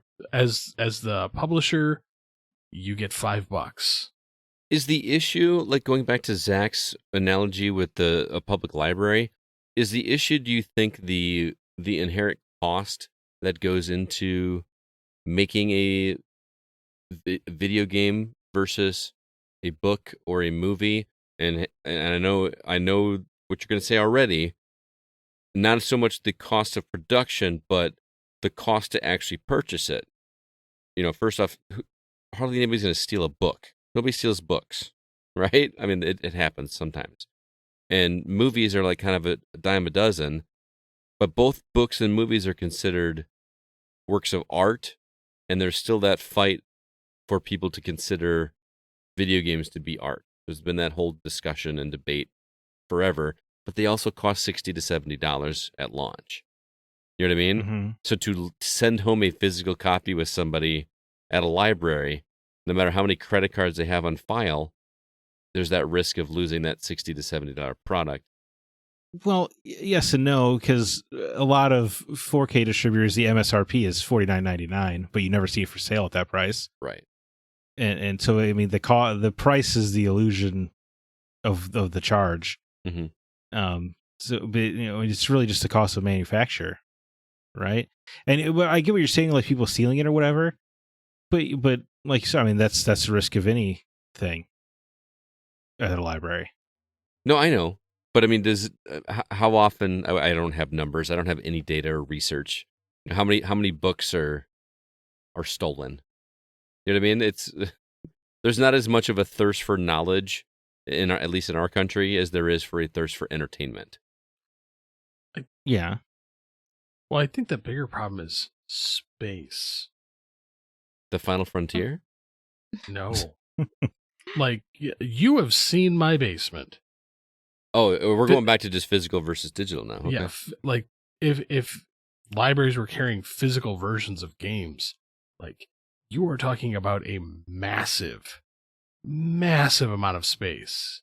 Yeah, but not anywhere near the amount of space required for books. But man makes a point. He does, but already libraries struggle as it is already. I understand that. So, like, they have a legitimate, like, this is the amount of space that we have. If we're going to include video games now, I have a feeling that would be something more of like, we keep them off site. Like, what would you like? We will have it here tomorrow. What? I don't know. I'm not trying to argue the entire logistics of the operation. I don't know why they would be treated differently than any other media. I just don't understand why that's the case. Mm-hmm. I mean, you guys keep saying that they might be, but I don't understand why they would be. They have whole seasons of TV on Blu-ray. You know, that's going to cost as much or more than a video game and take up more space. It's just a matter of getting them on the shelves. And to your point, yeah, they can seal it, Scott, but they're only going to get to do that once because you don't get to have a library card after that. That's true. That's still a lot of, that's a lot of shrinkage for a library. I mean, possibly, but they're getting it at the cost This of the is America. manufacturer. It's not possibly. They're getting the manufacturing costs, right? They're not paying $70 for the copy, right? Yeah. You know, when Marvel and DC gives them their comics to the library, they give them to them they don't even charge them. It's just a tax write off. It's a donation. Yeah. You know, Video game publishers aren't willing to do that. Of course not, because to your point, they're probably worried that people were like, well, then they're not going to buy our game. Mm-hmm. But I mean, libraries are underused as it is. I just don't think it's that big a risk. I think it's a manufactured fear. Like remember when like they were worried that no one's ever going to buy a game new again. We got to put these online passes in it, but games continue to fly off the shelves brand new. It's a non-fear. It's a made up fear. Interesting. Oh, so also after hearing CB's argument, it sounds like he is pro digital now. So because of the space concerns. Yeah, because of the space. Yeah. It's like not enough space. Move to a new house. Just keep buying houses, bro. I mean, did it once already. So your pros and cons or whatever for physical over digital are preservation, and I don't remember your other argument. Preservation. Just preservation, straight up preservation. Well, for me, like for me, like I'm physical because from a preservation standpoint, like I am a collector. I want to see the nice, pretty things on a shelf and know that if it ever went down and unfortunately the analogy, like something hit the fan, the turds hit the fan, there you go. That it exists somewhere else because I read there was an article the other day about the huge fire out that destroyed like all those masters for music. Mm-hmm. Yeah. And that was going to be my argument, is that a physical copy never deteriorates. You're not going to lose, even if like you have a game downloaded on your console, and your Xbox gets destroyed in a fire, your PlayStation gets destroyed in a fire. You can download it on your next console. Yeah, that is a pro for. I mean, unless the game is delisted, which is which happens all the time. Yeah. Right. I mean, yeah. Now, as far as a source master, yes, those can be destroyed. But making multiple physical copies, you are putting it everywhere. I still feel like that would be a viable business for somebody to do, because there's got to be some kind of deal that you can work with publishers from a preservation standpoint. Make yourself a nonprofit organization or something to take these games. Make make digital copies of them, and then sell a subscription. I actually got a press release on a subscription service for, I cannot remember the name of it off the top of my head. There's Stream Arcade. And Stream, yeah. Yeah.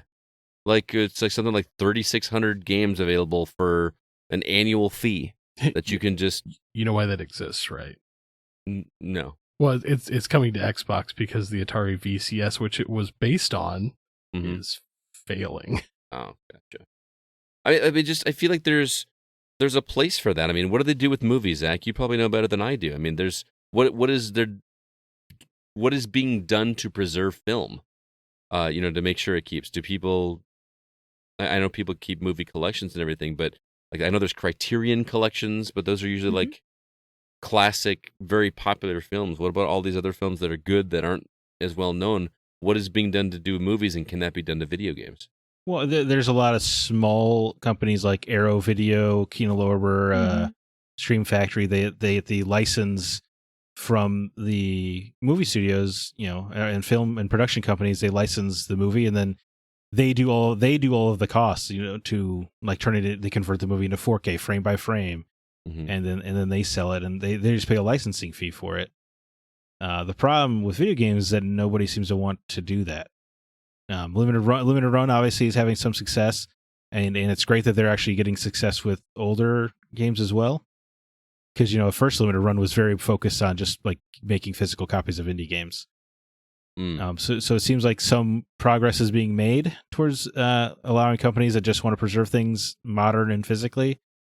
But that's a pretty easy solution. But for whatever reason, video game publishers are like openly combative about it. I know the Video Game History Museum, right? They have a podcast talking about their trials and travails of just trying to preserve games, and just most publishers won't even talk to them. And they're a museum. They're not making any money off of it. They just want to preserve the things, and publishers are just like, no, we're not interested. So it's not that nobody's willing to put in the effort and work to make this happen. It's that there's pushback from the publishers because they're worried about cutting into their own profits. Yeah, but it is just so strange because, movies aren't that combative, and maybe that's because they've been around, an extra 100 years or what have you. So they just have time to mature and realize, and they've probably actually just lost enough, right? There's like 87 episodes of Doctor Who that are just gone forever, right? Yeah, I have no idea. Yeah, so I think they've just learned the lesson of like this stuff can be gone in an instant. There's no getting it back. And maybe video game industry just has the hubris of thinking like, well, that won't really happen to us. Sure, there's the occasional Panzer Dragoon Saga, but or Silent Hill 2, but otherwise, Star Wars 1313. Oh, never mind. Different argument. That's a different argument. Well, the movie industry learned from like the multiple fires that destroyed movies that there were nothing other than the original film prints. So it's like there are legitimately movies that have been permanently lost that you. Well, there was no home watch. distribution for a long time before when movies first became a thing, right?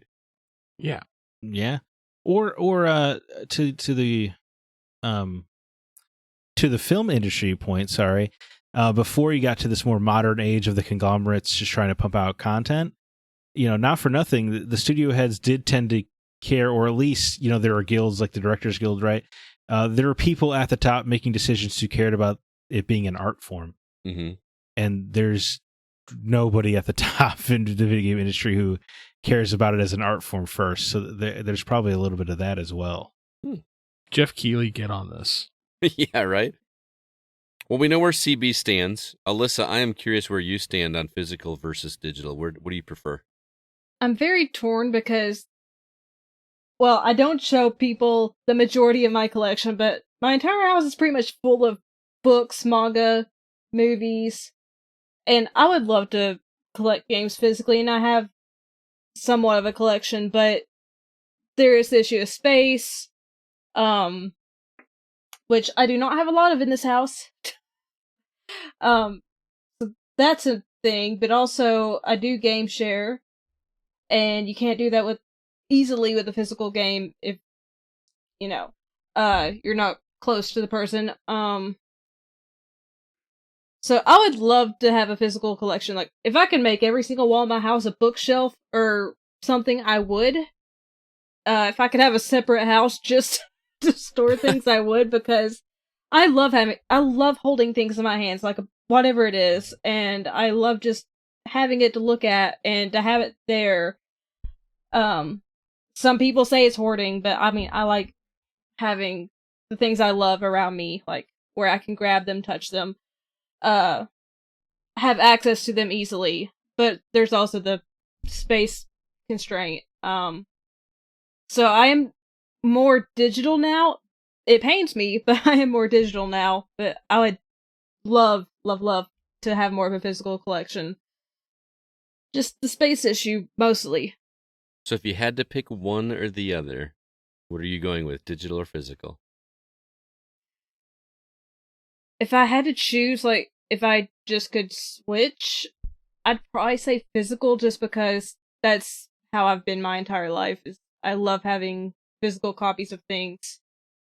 Like, I don't even have a Kindle or anything of that nature, because I don't like to read books that way. I want to read like an actual book. Mm-hmm. So yeah, I'd probably go physical. I had somebody at one of my coworkers tell me that I don't read books because I do them via audiobook instead. That I don't get credit for reading a book if I listen to it. It's still, I would say it's still reading. You're consuming the story. Well, I thought of that. That was my immediate gut reaction. But then I thought, if I watch somebody on YouTube or Twitch play through a video game, I don't consider I played that video game. Well, much like that, the audiobook thing is like, well, you experienced the book, but you didn't read it, and I think that's okay. Mm-hmm. But you still got the content of the story. You just engage with it in a different way, and I don't see why that's a problem. Right. I think the difference with games is that there's more than just a story. There's mechanics and feeling, and you actually have you contribute more to it than a passive observer. You know what I mean? Yeah, but modern games, every control scheme is the same, right? You can identify what the mechanics are by just watching it, I think, pretty safely. Yeah. I don't know, man. That dodge button should have been circle on Final Fantasy 16, and that. Oh, I agree with you. Thank God for the most recent icon I got. There's an extra dodge on the circle button. Yeah. but what I'm saying is, well, the dodge works like an action game dodge, So if you're watching it on YouTube, you're like, yes, I have experienced this before in other games. Yeah. That's what I'm saying. Alyssa brought up the game sharing thing, which it's a weird thing to talk about publicly because I still don't know exactly where. You feel dirty. Yeah. Like, I feel a little dirty because I do as well, to be honest. I mean, the option's there, but if I can, CB and I will take turns buying a game, and it shows up on both of our consoles. Well, I think Xbox just allows it, right? Yeah. Yeah. Don't feel dirty. It's a thing. Yeah. Now on PlayStation, as I learned firsthand, and I'm the only person I know who has, it is against the terms of service to game share. And they made me pay for a game that I got via game sharing, which was obnoxious because my account was banned until I paid back the difference. Oh wow! Which made me learn look into. Well, that's why we don't game share anymore, Scott. Ah. Yeah, I think I had to pay for Nier twice, really. But anyway, the idea for PlayStation, I guess you should feel somewhat dirty because did you know in the terms of service it's a straight up if they find you they can just issue a lifetime ban for game sharing. I did not know that, so maybe I should sever that tie. Isn't that insane though? That's also the same company that if you read through the terms and service of the PS3 era, you didn't own your PlayStation, you were renting it. Cool. Yeah. But anyway, to the topic at hand, that to me is a pro for digital over physical. It's cheaper. It's just I don't really like paying $70 for games, and you guys know me. I'm not a miser, but I'm cheap, guys. Yeah, you are. You definitely. are a miser. I don't know what the hell a miser is. It sounds like a slur. No, like Ebenezer Scrooge was described as a miser. Oh, a miserly individual. Okay, a hoarder of money. Gotcha. I think I've only heard the adverb format. I never knew that was an adverb. I've never heard miserly before. Yeah. So that's a big pro. Alyssa's the most learned of any of us. She knew about both of them. She knew both of them. So yeah, I'm with Alyssa. I actually like that aspect of it, and for me, the convenience. Don't get me wrong. I collect physical media, mostly my NES collection and my Zelda shrine. But that is more nostalgia than I can't tell you the last time I busted out an NES cart and played it. At this point, I'm just looking to finish it because it's something I've always wanted to do since I was a kid. And it's more, for me, not so much as 2023 Scott Clark as it is 1993 Scott Clark. I kind of am doing it for that kid. To be like this. Scott Clark was a lot cooler kid. I don't know, man. Did you see the picture? That was quite the... Yeah, I saw the picture. He's a cool kid. I should show that picture on Discord and see what people think of what I look like when I was... Oh, boy, was I a nerd. Hey, I was a cool kid. I don't know if you guys saw my picture, but I was a cool kid. No, I was not a cool kid, actually, but I looked cool in the picture. But to my point, for me, it's a convenience factor. I know, first world problem, but I don't want to have to go to my shelf and find the game and worry about the disc not being in. Refuse to accept this argument. Absolutely refuse. I am the thing about the disc not being in there. I am so OCD about that. You know what? No, or just the inconvenience of getting a disc, dude. It takes 10 seconds. All you gotta do is get up. No. Hear me out. It's not so much the 10 seconds to get up, get out. That's not what I'm talking about. I'm talking about I don't live alone, and you could potentially live with someone that thinks it's perfectly acceptable to take a disc and put it face down on a counter. Or not put it back in the case it goes to. I want to play this who's who game of. You got to go to marriage counseling, dude. That's unacceptable. Okay, first off, you are responsible for your own things. So if you don't put the disc away when you are done, that is your problem. Well, I'm the only one in the house playing a game. Yes, and that. So then, why are you worried about them putting the disc down? Yeah. The therapy is not for right now, Scott. Okay, I have a no touchy rule with my stuff. Second, you're like, I'm the digital only guy. However, if that was the case, you would not be able to play Gun. It's true. The guy who's going out of his way, having someone send him a 360 and then borrowing a physical copy of a game from someone else so he can play a game.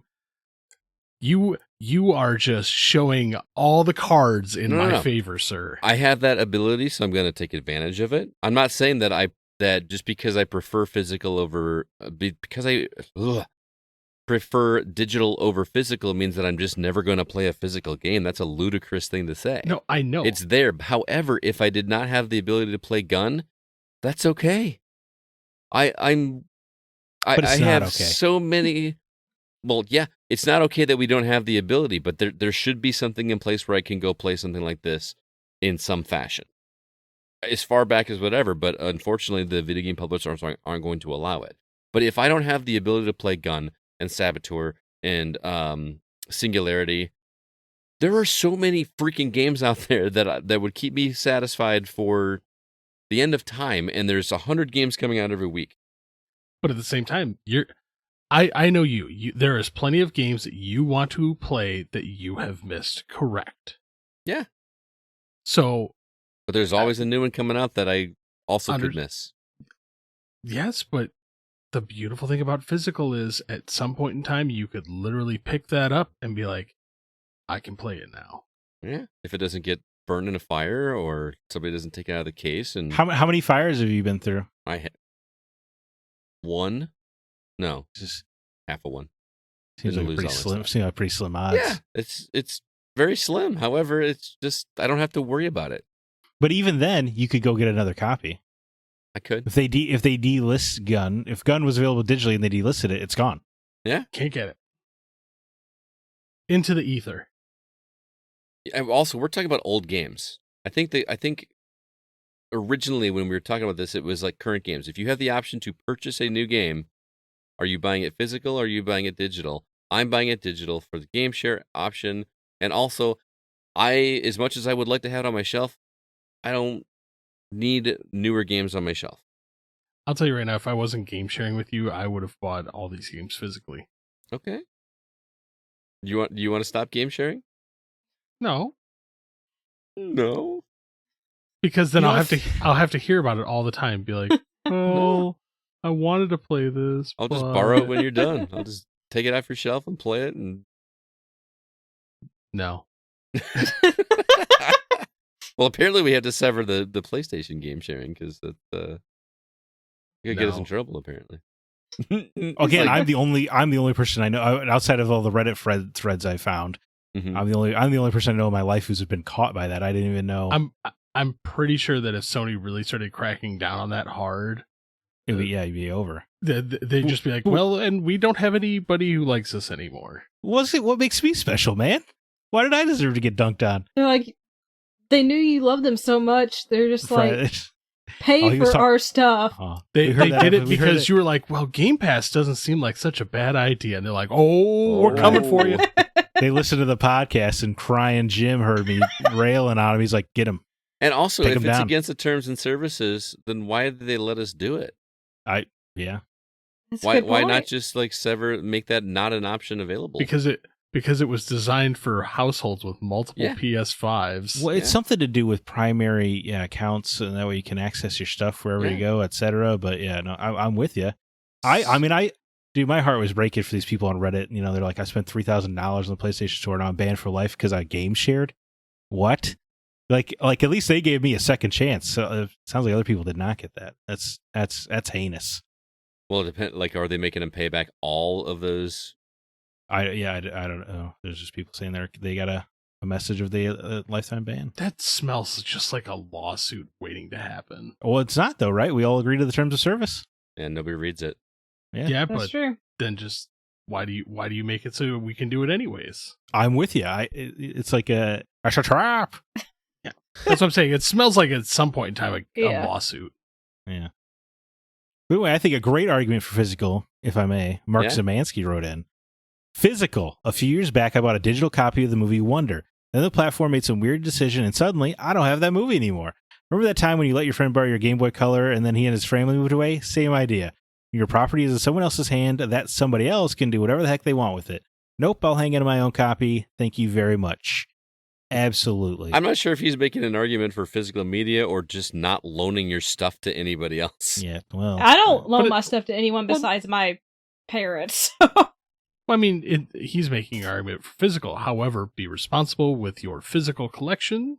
Don't loan it out to irresponsible people. But Mark is absolutely correct. These digital, think about all these streaming shows that are just getting vanished right now. Yeah. HBO Max in Europe just took Zack Snyder's Justice League off. Whoa. Big things are not immune to this. Or what the French Connection recently bleeping out all the editing around all the slurs, or that mermaid movie they covered up the mermaid's butt. Splash, Tom Hanks Splash. Yeah, Mermaids have butts? In that movie, it did. Yeah. Daryl Hannah did. But How it's does just that work? I think they just digitally. I don't know, man. No. Tom Hanks had. How does a mermaid have a butt? I guess the. I guess you'll just have to watch the movie and figure it out. Isn't Right, that you the gotta get fish half? Well, I guess not. Tom Hanks had to get some. You know what I mean? But yeah, this digital ownership is you don't own anything. They could take it away. PT, right? That game is just erased from existence if you didn't have it. If you don't have it on your hard drive. Let me throw something else out there and I don't know if this is accurate or not. It was explained to me when I was a much younger man that even with a physical copy of it, you still don't own the movie. Yes, I'm going to roll my eyes because they can say that, you're leasing the right to use it or whatever, but it's also, I own it. It's on the shelf. It's right there. Right. So, you can... They can't take it away from you. That argument is utter nonsense, yes. I remember, people love to bring that up. Oh, you don't technically own your disc. Like, well, yeah, but if I put it in my DVD player, it works, doesn't it? Well, that was the thing is I was told those bargain bin DVDs that you used to get like at Walmart, whatever. I don't know if this is every DVD or Blu-ray, but I was told, and maybe this is just an urban legend, that there's actually an expiration on those discs. Like you can only watch the movie a certain number of times, and then it just like deactivates and never. That is a an urban complete legend? farce. Yeah. Okay. That stinks of when you're in middle school. And I was in my 20s though. Granted, hear about there is skincare benefits. There is a physical amount of how many times you can watch or play a disc. Because eventually it will wear out. Yeah. But the biggest problem is like, okay, yes, I know I have the physical copy of Spider-Man on PS5. Mm-hmm. Come take it. Right. Like, You really think Sony's going to go door to door and be like, we need this back. Thank you. You were only leasing it. Or there's examples like of Alan Wake, right? They took a David Bowie song, but if you play the 360 version, it's still there. Or Grand Theft Auto games, Vice City has like a third of its soundtrack missing now. Yeah, but on your physical copy, it's still the same way it always was. But and the other problem that this is the number one thing I hate about digital only, is at any point in time they can legitimately delist a game and actually make it so it is now currently unplayable, even though you bought it. They can remove it from your hard drive. Right. So at that point, is it okay to pirate it? Yes. Yeah, I would screw say them. yes. If they don't make something legally available, then why is it now on me to live by their rules? Yeah. That's a gray area for me. I just don't know how to answer that because there's no other way to play it. As an example, Chris Owen's wife has been getting on his case to get a game that she loved. This is random. I think it was called Burger Time World on Xbox 360. She said it was a platform. It was a Burger Time characters done in a Mario-style platformer. And Chris had a digital copy of that game on his Xbox 360, which he has since sold. He does not have that anymore. Now his wife wants to play that game, and it's no longer on the service. You can't get it. I actually tried to find in my threads of people someone with an Xbox 360 that still had that game installed on their console. No luck. There's no way to get that game because there was no physical version of it. You can't even pay find a $400 physical copy of Burger Time World because it does not exist. And trying to explain to his wife that you can't get this game, you can't buy it. She said, "But I have the money, I'll pay for it." Yeah, it doesn't exist. The company doesn't exist anymore. You can't do it. And trying to explain that to someone that just does not understand, how it works. It's not like movies where it exists somewhere. Well, right. What was it? Or you could get it at the frickin' library. Yeah. Up until 2 years ago, Scott Pilgrim versus the World. That was one of the most infamous cases where it was delisted, there was no physical, and it was a game that was wildly liked. Oh, the game. Okay. Oh, the game. I thought you were talking about the movie. Yeah. No, the game. And up until they re-released it, nobody had it. The Simpsons arcade game. Mm-hmm. If you didn't have a Simpsons arcade, actual cabinet, it was released digitally for a short time. And it was delisted. Luckily, at my 360, still had it on there. However, when my 360 updated, it was no longer able to be played. Mm-hmm. So that's the other problem is if your Xbox ever updates or your PlayStation ever updates, some of these games are no longer playable. Even if you did find one that had Burger Time World on it, if it was updated, you still might not be able to play it. Yeah. That's one I almost I'm on the verge of just telling him just pirate it. Just do it. But I'm on the fence. Do it. I'm so anti-piracy, but at the same time, if the company is not going to give you any option, damn the man, save the empire. You were trying to pay down. I'd be willing to bet that she'd be willing to pay $30 for that game. Now, is it worth that company to put that out again digitally? Because number one, do they exist? But it's not worth the money to do that, to make a $30 sale, because nobody else is going to buy that game. Nobody else is going to buy Burger Time World. But anyway. Well, if you put it on limited run, I guarantee it'll sell out. There you go. Yeah, that one copy. Only one copy made ever. No, I'm saying even if they did 5,000 copies, it'll sell out just because it's limited. Just because it's limited, yeah. Exactly. I don't know. I'm waiting for the day when somebody cracks that nut to be able to figure out a way to preserve these games and get the publishers behind it. I mean, there's got to be a way to, instead of it just being and I'm not a businessman, I don't know how all this works, but instead of paying for the license, just make an agreement that we split the profits in some way. Some of it goes to us, most of it goes to you. It's your game. We just want to preserve the game. There's got to be a way to do that. There's got to be someone that can come up with a model that works to preserve games. And then do what CB was talking about. Do it piecemeal, where like, I want this game, I want to be able to play it physically, to make it available for both of it. You guys in your physical, me in my digital world.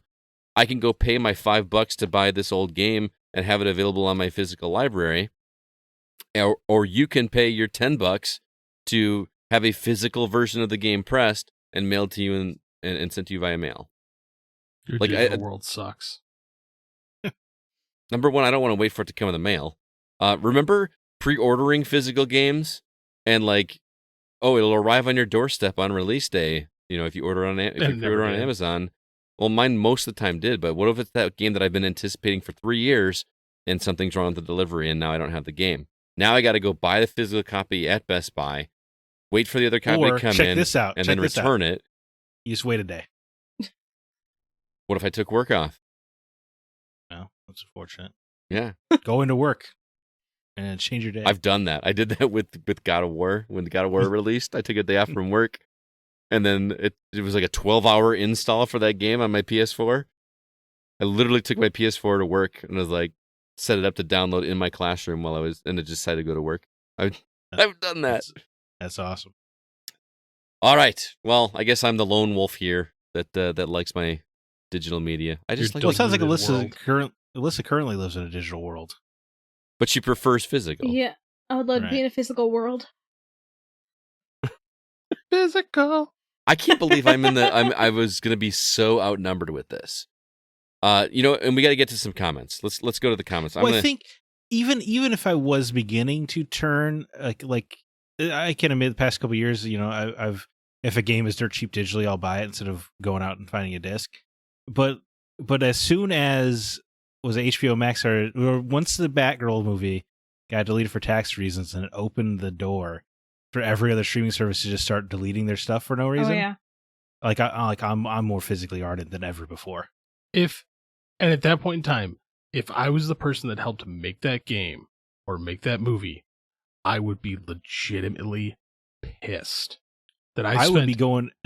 That I spent on my work computer, download the game, and put it online to get pirated myself. Yep, because at that point in time, I spent however much time of my life helping create something for it to just go gone. So it's interesting comparing that, when it's something that is artistic related, as opposed to like you're making widgets for a company that you don't really care about. You're just doing it just because it's your job. You know what I mean? Yeah. Yep. So when you're like, I'm so anti-piracy on these games that have been delisted, you're doing it for the artist, man. You're keeping their dream alive. Right. Well, it also just makes no sense, right? Like, Fight Club would have been one of those movies that was deleted. Oh, yeah. Because that movie bombed big time. And now it is culturally significant, and everybody quotes it to this day. Yeah. Quoted it last week. Yep. So it's so short-sighted what's going on right now. Something about not happening to me like that since grade school. No, I'm just kidding. Let's get to some comments. Starting over on Facebook, Kyle Boggs. Physical. 1, there are better sales. Digital sales are usually trash. You can look at your collection with pride versus relying on an internet connection. My PS5 digital library is massive, but it's cumbersome to navigate. It doesn't look pretty. I will say I wish there was a search option in my libraries. Like, can I just type in the name instead of having to scroll down through my hundreds of game titles to find the letter of the... anyway. Well, I'm frustrated. PlayStation 4 let you, or PS3 let you make folders. Yeah. And like infinite folders. And I think you can make up to 4 folders maybe now. I didn't even know you can make folders at all. I didn't know that either. Completely new to me. Maybe I'm imagining this. Never mind. I don't know if I agree with him. You might know more than we do. I don't know if I agree with Kyle when he says that there are better sales on physical. I feel like there are vastly better sales digitally than there are physically. I think there are better sales on newer games. On newer games, yes. Yeah, on newer games. I agree, but I do think digital sales are usually better once it's been a period of time since the game released. Right. But if you want to play a game like 2 months after launch, yeah, it's definitely way better to buy it physically. Or, like the Demon's Souls remake is still $70 on the PlayStation Store, but you can buy that physically for $25. I did not know that. Yeah. Yep. Maybe it's because I pay attention to digital sales more closely than physical sales, but I don't know. I just always feel like that there's some cheap way to get it digitally if you're patient. At least in the first 6 months. Sometimes. I think you're mostly right. I just think that you can score pretty good physical sales. Yeah. In that opening window, or in the weird stubborn case of Demon Souls and Returnal and stuff like that. I don't know. I saw Returnal for like $20 the other day, physical. That game's Yeah, that's what only I'm saying. physical, right? No, it's digital. Is it digital? Okay. Mm-hmm. Yeah. I still got that it's- game sitting over here sealed. Never opened it. Still full price on digital storefronts. All right, Alyssa, you want to read the next comment?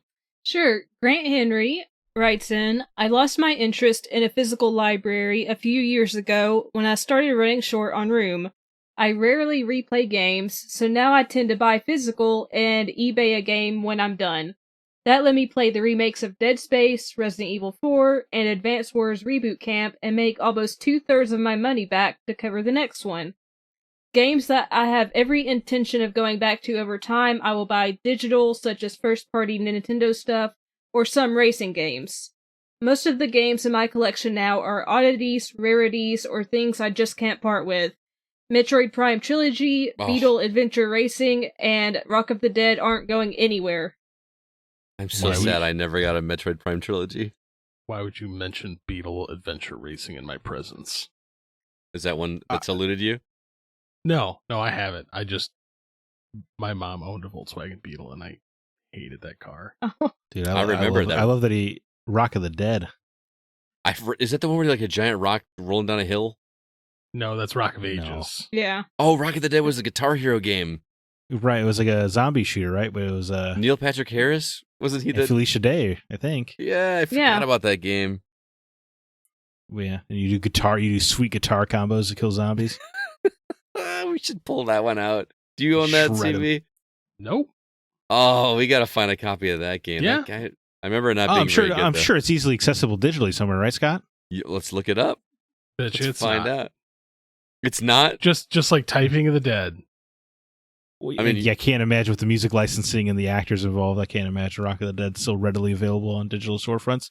Though I would love to be surprised. Was that Xbox 360? Do you remember? Yes. Yeah, it looks like... Oh. It is available. Oh, no, they just have an image of it. Aww. It's on the Xbox store. They just have like all the information about it.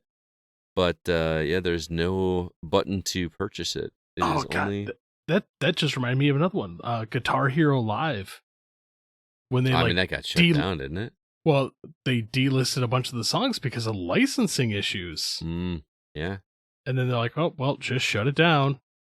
It is $21 on Amazon if you're interested, CB. But Grant did bring up another great point about physical. You can sell it. That's true. Oh, it's such a pain in the butt, man. I used to play the eBay game. Pain in the butt to make money. Well, especially now with all the new eBay fees and PayPal fees, and eBay is stupid now, man. Like I use Mercari to sell stuff. Mercari, it's not as bad as eBay and whatnot. Those are a little bit better than eBay, but yeah, but it's just like the you're right. It's work you do to make some money, right? But then I always felt like I had that pressure to get through a game as quickly as possible to get the higher price back for it when I sold it. You know what I mean? Whereas just doing it physical, I don't have that pressure anymore. I can finish it my own time. You remove the pressure by making sure you can't make any of your money back? Yeah. All right.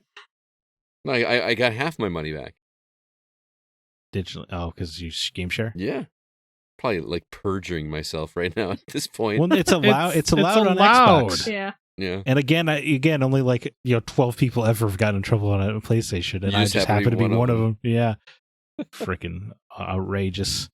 All right, CB, why don't you move on and do Sean's? Sean Coates writes in, physical all the way, my brother. You can't delist physical media. You'll have it forever, and you can actually own it. You don't own your digital... Own it, actually. It's actually you're just agreeing to license it. I'm going to punch you in the mouth. You don't own your digital games that cost you the same price as physical, and they can remove it from your library when you least expect it. All because some lawyer somewhere decided it wasn't worth renewing the license for using a song featured in a game in one particular scene or whatever. To be clear, I prefer physical in terms of how I buy my game. Services like Game Pass and whatnot is an entirely different conversation as far as I'm concerned. However, these days I seem to feel this way about video games only. I can't remember the last time I bought a CD. Do they even still make those? Come to think of it, I can't remember the last time I've listened to a CD. As far as movies, I'll buy physical copies of DVDs, Blu-rays, and for the special occasions are those must-own movies. But why have this debate? Why not have both? Why does it have to be a competition? Sure, more and more people are going digital, but why is it that we as a society decided the only conclusion from this has to be the total death of physical media? You know why? Because plastic is bad. You know, I mean, his last point I think is quite salient. Like, why? Because you know, you get caught in Twitter arguments, but it is always weird to me that people advocate for the death of physical media. Like, why does it affect? Advocating it for? No, it. I know you're not, Scott. But there are people on there who are like, oh yeah, just get rid of physical, let physical die. And it's just, why would anybody ever advocate for fewer choices on the market? Because people are selfish and they think that their way is the only right way and everything else should die. Because a lot of people subscribe to minimalism. Scott's last sentence is correct, and I've never understood the human argument of like, well, I don't want you to live life your way. You should live life my way. Mm-hmm. Yeah, I think digital is better, so therefore you shouldn't be allowed to have physical. Makes no sense to me. I agree. That's when I get a little stubborn. People try to tell me that. Yeah, it's nonsense. All right, Zach, you want to read Brandon's? Brandon Lloyd writes, "I prefer digital." Okay, we're done. This comment's useless, obviously. Brandon Lloyd writes, "I prefer digital. It's just there, no swapping, etc." He's probably upset about what I said a few seconds ago. But I am worried about losing movies if something like Vudu shuts down and doesn't transfer to another. I haven't bought a physical game on Xbox since probably 2017 or longer. The only time I bought a physical copy of a game in probably about the same amount of time is if we were doing it to give away to the community. If we were to go to all digital, we would not be able to share our games with our community after we review something. So that's true. People couldn't send Call of Duty around. Yeah. Hey, I wonder if that's still floating around. Who has Call of Duty right now? I don't know. Hey, Brandon Lloyd, reach out if you want to know how to preserve those movies. Oh Lord. I may or may not know some ways to do these kind of things. I do have like 150, 200 movies on Vudu, but they're all digital codes that came with my physical movies. I may or may Why not can't we know get that? What? Mm-hmm. With video games. Could you imagine start putting a code inside with your disc? Could you imagine video games trying to be consumer friendly? That'd be crazy. Why? God. Or see, that would be another beautiful thing. Make a company like Vudu, but just for games. Like, oh, we're gonna delist. Sure. We're gonna delist it, sell it to this other company for like X amount of dollars, and let them handle it with their server space. Yeah. I still like my digital, man. Alan Sheck writes in and says, "I really like the convenience of just selecting a game to open it. They also run faster and smoother when loading from an SSD than they do from a disk. Also, Steam's game sharing makes it seamless and convenient to share games with my close friends. I'm sure their near monopoly on PC games has negative effects on industry somehow, but they do a lot to make things easy, cheap, and accessible. On Switch, I'm trying hard to buy physical when possible because we have 2 Switches in our house, and that way we can play the game on any account on either device. But if they make sharing easier, I might be tempted to move away from that to save myself cart swapping. I will say, as it currently stands, I will put no money into cloud gaming, even with a great internet connection. The latency and inconsistency of the experience is very apparent." I thought game sharing was a thing on Switch. Can't you do that with digital? You can, yes. But it is not as easy to do, right? It's a little more complicated. No, it's not. No. And I will say, for cloud gaming lately has seemed to is starting to suffer. How so? Because I have my little rig set up for my Xbox stuff, and lately the connectivity has been awful. Okay. Zach, you scoffed. Oh well, at the idea of, oh man, I don't have to get a disc or swap a cart. Oh my gosh, yeah, just because it takes 10 seconds. I don't understand this argument. It's so nice, man. I cannot be lazy enough to allow myself to think that is an inconvenience. That is just a level I cannot get behind. Do you still watch DVDs and Blu-rays? Do you pull out the physical disc and put it in your DVD Yes, I do. I do as well. player? Right. I'm to the point where, like, if I got to go downstairs and find that disc, I'll just watch something else. If there's a movie I want to watch streaming and I own the disc, I will always just get up and get the disc. Yeah, It's better quality as well. If there is a movie that I physically own that is not on streaming, yeah, I'll go get it out. Nah, I would rather stream it. I can't. I don't understand it. You can't talk about quality, dude. Your little savior idea for preserving your digital media is the crappiest quality of movies ever. So Yeah, I'm gonna Put it hear on you say CD? it. Yes, but it's Okay. preserved. Guess what? I still own the physical versions. Yeah. They're still there. then why put it? Then why make it available digitally for you then? Because I have two friends that do not like to come over and borrow things. All right, Alyssa, you want to read the next one? Sure. Nifty plays. I really don't care either way. Just let me play games. That's my only input. I love it. That's good. CB. Logan Honigford writes in, I prefer digital because you can't mix the discs up with different cases. Oh my I remember gosh. losing Minecraft for the PS3 that way, and we never found it. I'm hurting. I will tell I will tell I don't you, want to make anyone feel bad. I'm hurting inside though from that. As- anybody that liked me before the podcast is not going to like me anymore. What do you mean mix up the discs and cases? That's what hang I'm on, saying. hang on, Dude, hang on. he's got two siblings, so it's a little bit different in that house. All right. I I'll give you will that. openly tell you, as the father of a child who would just randomly take games out of my system and just put them in the first available case and then put it back on the shelf. Yeah. I spent a few nights retracing his thought process and like, oh, well, he played this game, so pull this game out. Oh, there's the disc for this one, but there's also the disc for this one in there with it. I did have two brothers. I understand that point. Yeah, I can't make that point. My sister's 18 years older than me. Never lived with her. But my uncle did drill into me when I was 4. Do not put games in cases that don't match the game. So. Yeah. So it feels like decorum 101. Yeah, that's rational thinking, man. That Yeah. does not happen with. That's a big part of why I don't even bother with DVDs anymore. It's gotten better. We don't use the physical DVD mostly for Christmas movies. Is when we use the physical ones nowadays. But I I don't want even to apologize for my use of the word lazy earlier. I'm sure that was insulting. I'm sorry. I only mean it for myself. I cannot allow myself to give into inconvenience like that. I just think it's a slippery slope of life to allow I'm sorry, convenience to overtake other things. I just think that that's a dangerous path to travel for myself. Wally. I'm just sorry I had a visceral Wally's reaction Wally's a great example. to Well, the disc statement. case, I think you're right. I don't understand that. I'll give you the sibling pass, but it is what it is.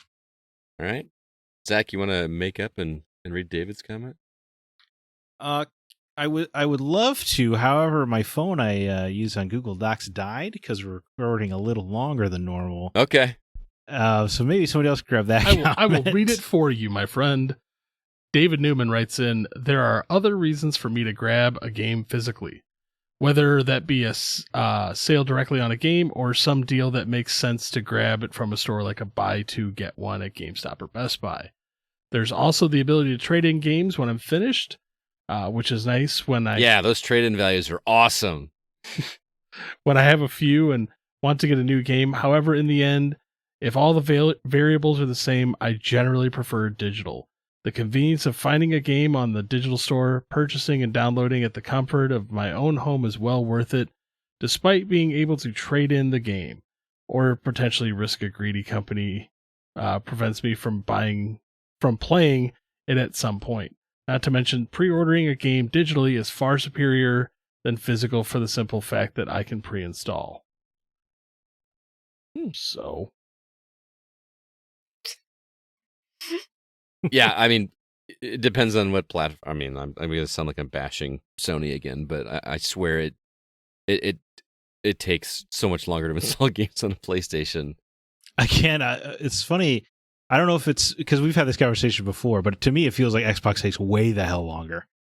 But I wonder if it's just because we're both in our systems and they take roughly the same amount of time. Maybe that's what it is. I don't know. I feel like it has to be because there's no way. Like when I go on Xbox, I feel like I'm just like losing my mind. See, that's how I feel. That's how I feel with PlayStation. I know that's what I'm saying, but that can't possibly be true. I so think, much just because we're in our own ecosystems too deep or something. I think the biggest problem with the PlayStation side of it, Scott, is the fact that usually with an install, there's also an update because we don't use our PlayStations as much. But I have my automatic updates installed as So well. do I, but for some reason, it always seems to want to update only when I turn the damn thing on. Yeah. Maybe Xbox and PlayStation in the background prioritize regular users' download speeds. Maybe that's what it is. That's their way to get back at you. Yeah, that's exactly. They're like, oh yeah, you're not gonna play for 6 months. I don't think about. What do you think about this? It's gonna take you 48 hours to play Alan Wake. All right, well, guys, we're gonna move ahead. I want to kind of wrap a little bit early, so we're gonna skip these last few comments. I apologize to everybody that wrote in, but I worry nobody's gonna have made it this far into the podcast because we've gone quite a bit. Well, they can fast forward, but I take your point. Yeah. So we'll simplify this real quick. Tim Thane prefers physical. Okay, there you go. Carl Bear prefers physical. Mm-hmm. And Tim Paulin, physical. Sean Fowler. Tim he has mixed feelings. I want to make that clear. Physical right until they pull this stuff, but that's specifically the company that you're dealing with. He's talking about having to pay for it to upgrade your discs. Sean Paying Fuller to upgrade your discs. That's crazy. Sean Fuller, infuriating. physical. No, he is digital. He said that the picture that he showed is his entire physical library because everything else is digital. Oh, there it is. Sorry, it was on the page there, Scott. Yeah. But there's still some physical. Aaron Hughes, primarily PC, so digital. Yeah. But does love collector's editions. Green Palikia, digital. Palkia. By the way, that's still Logan. Oh, is it? Yeah. Oh, okay. Holly Kane, physical. Yeah. Get some. Yeah, and calls Steam out directly, which is unusual. Yeah, she says if Steam decides to not support it anymore, you lose it. You can sell it, play on multiple devices without penalty, rip it, and make your own digital copy, etc. The only I know there's an earlier comment that talked about Steam's monopoly, and it being it not being that. I'm sure it has negative effects that you don't see. But the only negative I can think of is that when Epic comes along and offers better rates to publishers, people don't care because they just want all their games to be in one spot. Yeah. But Steam takes 30% cut right of every sale, and Epic only takes 12% cut of every sale.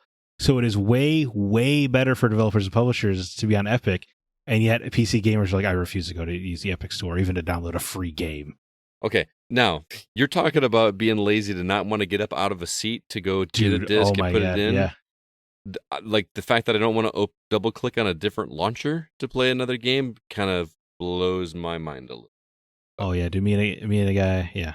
I got into a relatively loud conversation about this just the other day. It makes no sense to me. Because I'm like, well, if the movie's not on Netflix, do you get upset that you have to open up Hulu? Because that's the same thing. Right. It makes no sense. I mean, I've done it before where I go Netflix, Hulu, Amazon, Paramount Plus, Shudder. I'm like, okay, it's on all those. I have folders on my phone of just like, these are all my movie things. These are all my game things. Like, I just have folders for all that stuff. So, all right, well, that was a fun topic. Thank you, everybody that wrote in. I'm sorry we kind of had a rush at the end there, but I want to make sure we got through this under a certain benchmark, but we'll get there. Next week, we're doing a Chris topic. He wanted to talk about forgotten franchises. Video game franchises that have just been forgotten over the time or just we haven't got a sequel for in a long time. What game franchises do you wish would make a comeback? But that's going to do it for this episode of The Gaming Outsider. Thanks so much for listening. This episode was produced by Kevin Honigford, and all the music you hear is written and performed by Grant Henry of Stemmage and Metroid Metal. Please check out his site, stemmagemusic.com. Please be sure to email us if you have any questions or concerns. Our address is feedback@thegamingoutsider.com. Zach, do you have any parting words or recommendations for our listeners before we get out of here? I do, and I don't feel bad because people can easily just skip these parts. But I wanted to call out a new comic called Void Rivals. Oh, It's from Robert Kirkman, the creator of The Walking Dead and Invincible. And it's the first issue is pretty cool. It's these two people of a warring alien race. They crash land on the same planet together. And obviously they try to kill each other first and then realize better heads might prevail if they try to, build a spaceship to get out of there. Mm. And they work together to try to make a spaceship. Doesn't work. It explodes. Long story short, at the end of the comic, they finally take off their war helmets and learn that actually they're the same species. So the government's just been lying to them. So pretty good hook. Although I did forget to mention a part in the middle of the comic where they find a crashed spaceship on the planet together. Uh-huh. And obviously I think that's a cool hook that they take off their helmets and learn they're the same. Mm-hmm. But anyway, they find the spaceship together and they work together and they actually get it running, but the spaceship starts speaking and it asks what year it is. And it's like, oh my God, I've been gone too long. I have to get back to Cybertron. Cybertron? Like from Transformers? Yes, because it was Jetfire, because it's secretly set in the Transformers universe. Oh. Nice. And that's pretty cool because I guess Robert Kirkman's comic company, Skybound, has the rights to Transformers and G.I. Joe now. And they stealth launched their entire universe. This is spinning out into a Transformers comic series and a G.I. Joe series, where G.I. Joe, the American government learns about the existence of Transformers, and they establish G.I. Joe as the defense unit against a potential invasion of the Transformers. Oh, dude, this could potentially be huge. Bring back the 80s. It's freaking awesome. But just that, the balls to this, none of their marketing mentioned that this was a Transformers comic. And their actual story itself is great.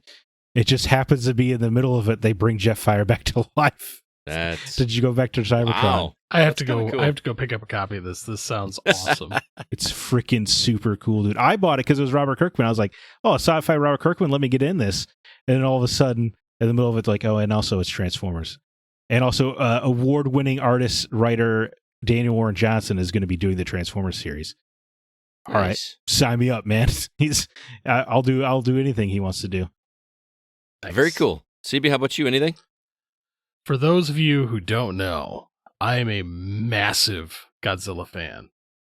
Oh, yeah, And I know where the this is teaser trailer for Godzilla -1 dropped. Oh, do that. And I am awesome. So stoked for this. We're going back to the roots, baby.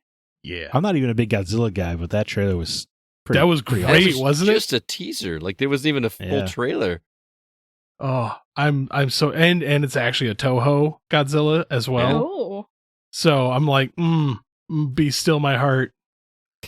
So All right, go Is out. this a start of a new era, or is this or was Shin Godzilla the start of the era? We're not sure what it is yet, because it takes place immediately after World War II. So Okay. it's pre 1955 Godzilla. Right on. So That's cool though. Yeah, I'm super excited to see where this goes. Nice. Alyssa, how about you? I watched a movie called Nimona last night on Netflix. It is incredible. It's an animated film about pretty much accepting yourself no matter how society sees you, but it's got a lot of action wrapped in, emotion, there's comedy. It's just a delight. The animation style kind of reminds me of the Spider-Verse movies, but without the, I don't know how to describe it, the comic book styling. It's similar, but not. Great voice acting. It's just a really heartwarming film. Nice. I'm going to recommend a film as well, but one that I've recommended in the past. If you guys remember, months ago, I had Roger Sharp as a guest on the show to talk about his movie Pinball, The Man Who Saved the Game. Highly recommend that film, and it's actually much easier to see now because it is officially available on Hulu. So if you have not seen It's it, a great movie. please go check it out. It is not just a good indie film. I like it does not watch like an indie film. I wish that this movie had gotten a lot more attention and traction because it is genuinely a great movie, even if you're not a fan of pinball. It's told very, very well acted, and they do a really fun hook with the breaking fourth wall stuff that they do in the movie that I think it works really well. So please check it out on Hulu. It's so sad movies like that don't have a prayer of getting theatrical releases anymore, or not wide releases. I know. It's just a bummer. So, Zach, Chris, Alyssa, thank you so much for being here. It's been a pleasure as always. Until next week, I'm Scott Clark with Zach Parkerson, Chris Behrensmeyer, and Alyssa White, and we are The Gaming Outsider. And remember, there's no such thing as a bad game, just physical games that aren't for you.